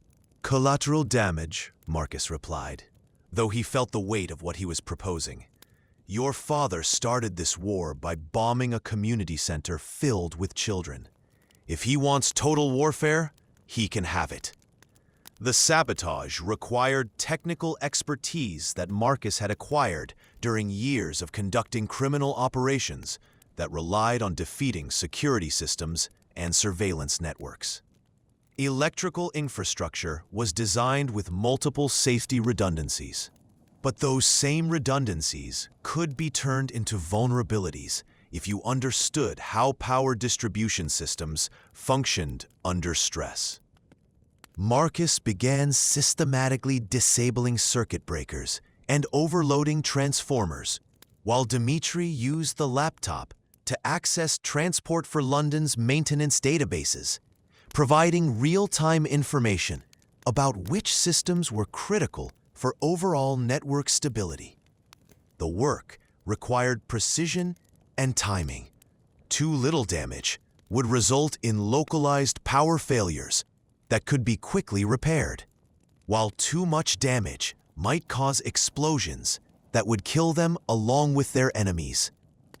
"Cascade failure initiating," Dmitri reported, watching electrical monitoring systems register systematic overloads throughout the Northern Line's infrastructure. "We've got approximately 10 minutes before the power grid shuts down automatically to prevent permanent damage." 10 minutes to escape from the utility chamber, navigate through the ambush positions, and reach an extraction point before Victor's forces could adapt to the changed tactical situation. 10 minutes during which the lights would go out throughout a significant portion of London's transportation network, trapping thousands of passengers in tunnels, while emergency services struggled to respond to what would appear to be a terrorist attack on critical infrastructure. Marcus felt a moment of something that might have been regret for the innocent people who would suffer because of his war with Viktor Kozlov. But the moment passed quickly, overwhelmed by the pragmatic calculation that survival required accepting any level of collateral damage, if the alternative was allowing Russian organized crime to establish permanent control over London's underworld. "Move," he said, leading Dmitri out of the utility chamber and toward the junction where Victor's ambush waited in darkness that was about to become absolute. The first electrical failure occurred as they reached the outer perimeter of the Russian positions. A sudden loss of emergency lighting that plunged the tunnel system into blackness, so complete that it seemed solid, oppressive, suffocating. Marcus heard curses in Russian as night vision equipment failed to compensate for the total absence of ambient light, followed by the sounds of men trying to maintain tactical coordination while dealing with environmental conditions they hadn't anticipated. Marcus and Dmitri moved through the darkness with the confidence of people who had spent months learning to navigate the underground without relying on artificial illumination. They knew every obstacle, every change in tunnel elevation, every junction that offered alternative routes. The Russians had superior equipment and training, but they had been caught unprepared for combat in conditions that nullified most of their technological advantages. The firefight began when one of Victor's men opened fire at Shadows. muzzle flashes strobing through the darkness, like lightning illuminating brief glimpses of a hellish landscape. Marcus returned fire with the suppressed pistol, using sound and muzzle flash to locate targets while moving constantly to prevent enemy forces from establishing his position.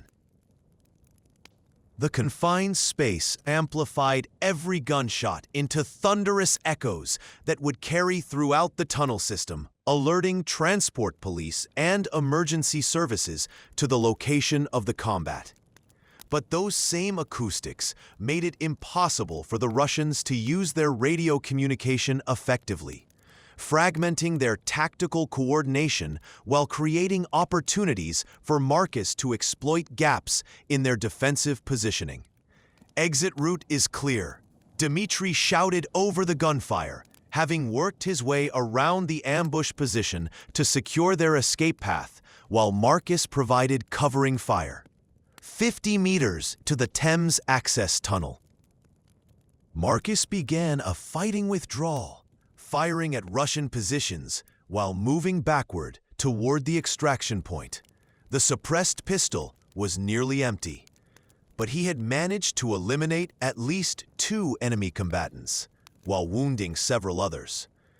Not a decisive tactical victory, but sufficient to create the confusion and casualties necessary for successful disengagement. But as they reached the Thames tunnel access, Marcus discovered that Victor's strategic planning had been even more comprehensive than he had anticipated. The tunnel entrance was blocked by explosive charges that had been detonated during the firefight, probably triggered remotely when it became apparent that the ambush was failing to achieve its primary objective.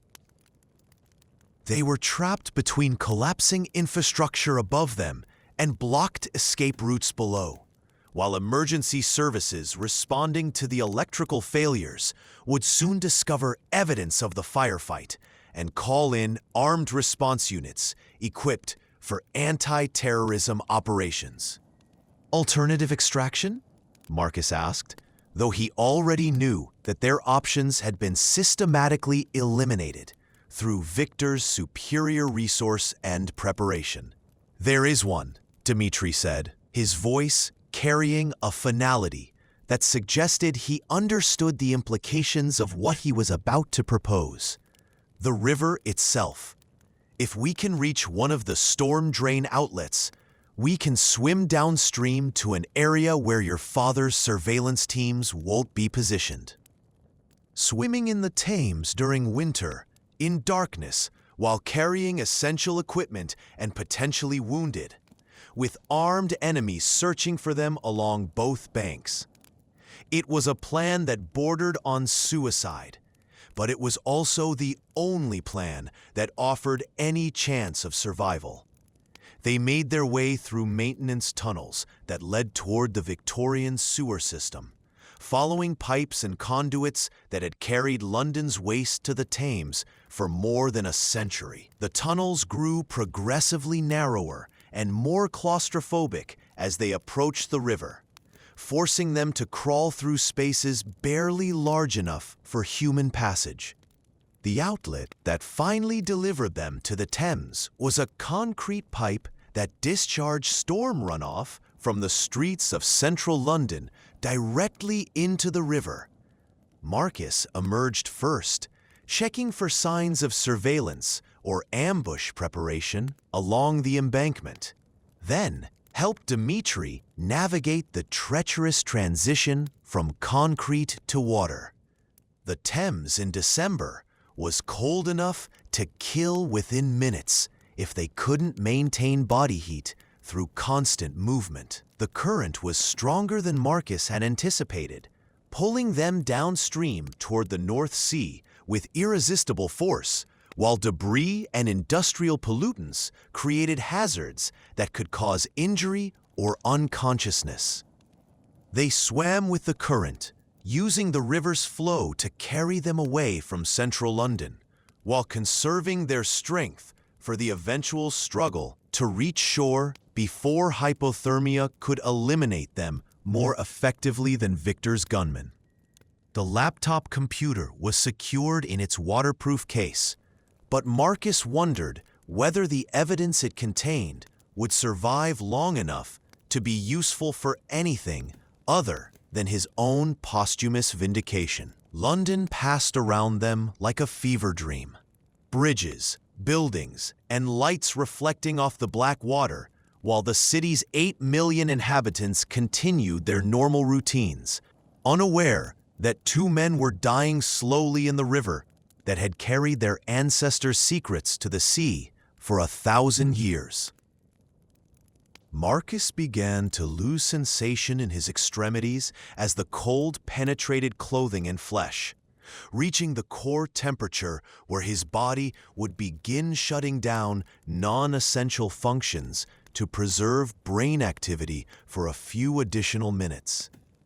Beside him, Dmitri was struggling to maintain consciousness, his swimming becoming increasingly erratic as hypothermia affected his coordination and judgment. The industrial wasteland of East London's riverfront offered few opportunities for safe extraction, but Marcus recognized the outline of abandoned piers near Rotherhithe, where derelict warehouses provided concealment from observation by police patrol boats or Victor's surveillance teams.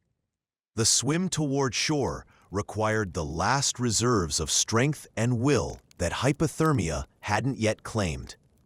They crawled out of the Thames like primordial creatures emerging from evolutionary prehistory, collapsing on concrete slabs that had once supported cargo cranes when London was the center of global maritime trade. Marcus felt consciousness beginning to fade as his body temperature dropped below the threshold necessary for coherent thought. But he forced himself to remain functional long enough to secure shelter and warmth. The abandoned warehouse was exactly what he had hoped to find, a structure that provided protection from wind and rain while offering multiple escape routes if Victor's forces managed to track them to this location. More importantly, it contained materials that could be used to build a fire: wooden crates, paper, and cloth that would burn long enough to restore their body temperature to survivable levels. They crawled out of the Thames like primordial creatures emerging from evolutionary prehistory, collapsing on concrete slabs that had once supported cargo cranes when London was the center of global maritime trade.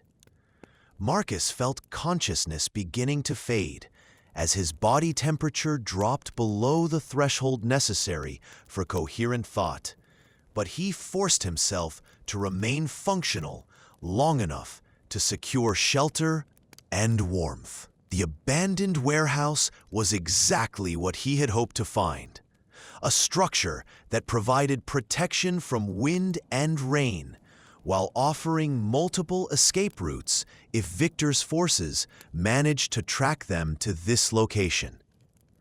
More importantly, it contained materials that could be used to build a fire: wooden crates, paper, and cloth that would burn long enough to restore their body temperature to survivable levels.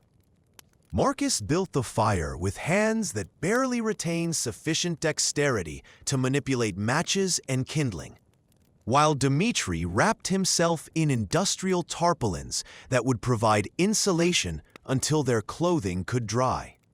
The flames caught slowly, reluctantly, as if the warehouse itself was uncertain whether it wanted to provide sanctuary for 2 men who had brought so much violence to London's underworld.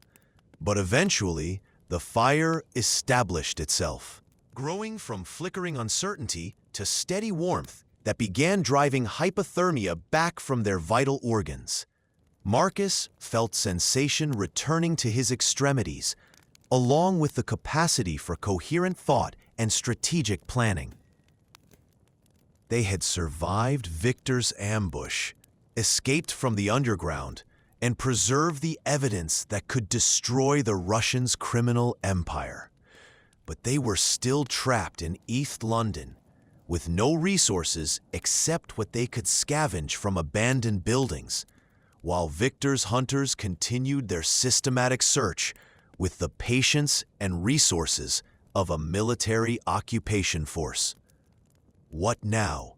Dmitri asked, his voice still affected by the physiological stress of near death by hypothermia. Marcus studied the laptop computer, which had survived their swim in the Thames and contained financial records worth billions of pounds to law enforcement agencies throughout Europe. The evidence could destroy Victor's organization, but only if it could be delivered to people who had the authority and motivation to act on it. "We contact the Metropolitan Police," Marcus said, making a decision that would have been unthinkable during his years as leader of the Eastside Firm. "Specifically, we contact Detective Chief Inspector Sarah Crawford of the Serious Organized Crime Agency." Crawford had been investigating Russian organized crime in London for more than 5 years, building cases against money laundering operations and weapons smuggling networks, with the methodical persistence of someone who understood that complex criminal enterprises required patient intelligence gathering rather than dramatic raids. More importantly, she had a reputation for protecting sources who provided valuable information, even when those sources were criminals themselves. The contact was made through intermediaries who specialized in facilitating communication between law enforcement and criminal informants, lawyers, journalists, and social workers, who understood the complex ethical landscape where justice and criminality intersected. The message was simple. 2 individuals possessed comprehensive evidence of Viktor Kozlov's European operations and were willing to cooperate with law enforcement in exchange for protection from retaliation. Crawford's response came within 12 hours, transmitted through the same intermediaries who had delivered the initial contact. She would meet with them at a location of their choosing, accompanied by a single colleague, and would guarantee their safety during the meeting, regardless of what crimes they might have committed in their previous activities. The meeting was arranged for the following evening at the Imperial War Museum, a location that provided multiple escape routes while offering sufficient civilian foot traffic to discourage armed confrontation. Marcus and Dmitri arrived separately, using surveillance techniques learned during years of criminal activity to ensure they weren't being followed by Victor's forces.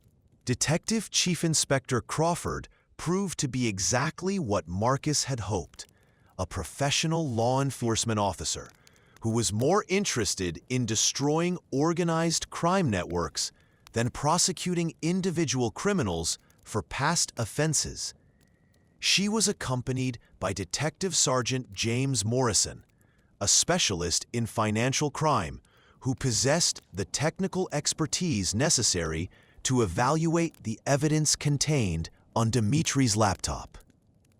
"This is extraordinary," Morrison said, after spending an hour reviewing the financial records. "Comprehensive documentation of money laundering operations worth hundreds of millions of pounds, complete with account numbers, transaction records, and identification of corrupt officials throughout Western Europe." Crawford studied Marcus and Dmitri with the analytical attention of someone who had spent her career learning to distinguish between reliable sources and desperate criminals willing to fabricate evidence in exchange for clemency. "Why are you bringing this to us? What do you want in return for your cooperation?" "Viktor Kozlov eliminated my organization and killed my associates," Marcus replied. "I want him destroyed completely, his operation shut down, his assets seized, his personnel arrested and prosecuted. Personal revenge, but also justice for the innocent people who died because of his expansion into London. "And you?" Crawford asked, turning to Dimitri. "My father represents everything wrong with organized crime in the modern era," Dimitri said. "He's not a criminal entrepreneur. He's a terrorist who uses illegal markets to fund political influence and military capabilities. If he succeeds in controlling European organized crime, the profits will be used to undermine democratic governments throughout the Western world." The conversation continued for 3 hours as Crawford and Morrison evaluated both the evidence and the motivations of their potential sources. The decision to proceed would commit significant law enforcement resources to operations that might take years to complete, while placing Marcus and Dimitri at risk of assassination by Victor's remaining forces.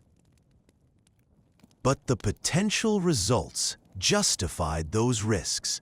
The evidence on the laptop could support prosecutions throughout Europe, asset seizure operations worth billions of pounds, and the dismantling of criminal networks that had taken decades to establish. More importantly, it could prevent Victor's expansion into other cities and countries where similar violence and corruption would follow his organization's attempts to establish territorial control. "We'll need you to provide ongoing cooperation," Crawford said finally. "Testimony, additional intelligence, assistance with identifying assets and personnel. It's a long-term commitment that will require you to remain available for the duration of multiple prosecutions." "Witness protection?" Marcus asked. "Comprehensive protection, new identities, relocation to jurisdictions where Russian organized crime has minimal operational presence," Crawford confirmed.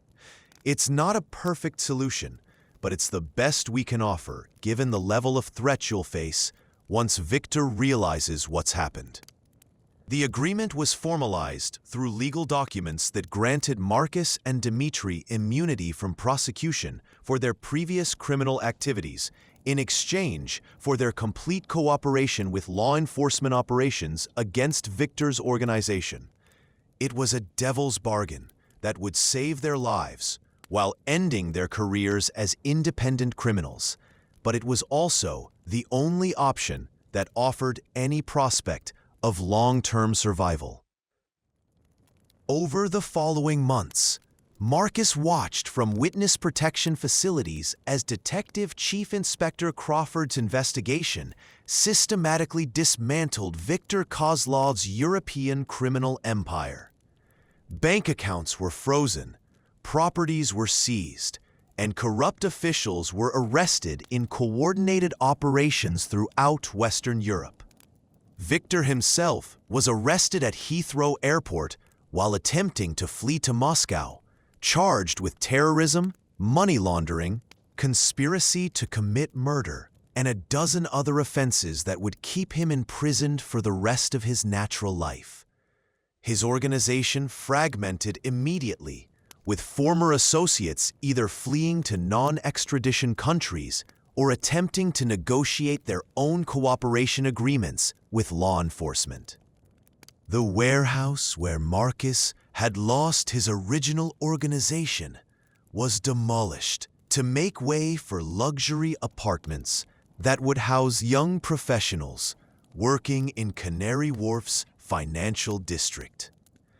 The abandoned underground stations where he had planned his revenge were sealed permanently, closed to everyone except the rats and urban explorers who treated London's buried infrastructure as an adventure playground. But on rain-soaked evenings, when the Thames flowed black beneath the sodium lights, Marcus sometimes returned to East London to walk the streets where he had once commanded 50 criminals and controlled territory that extended from the docks to the council estates.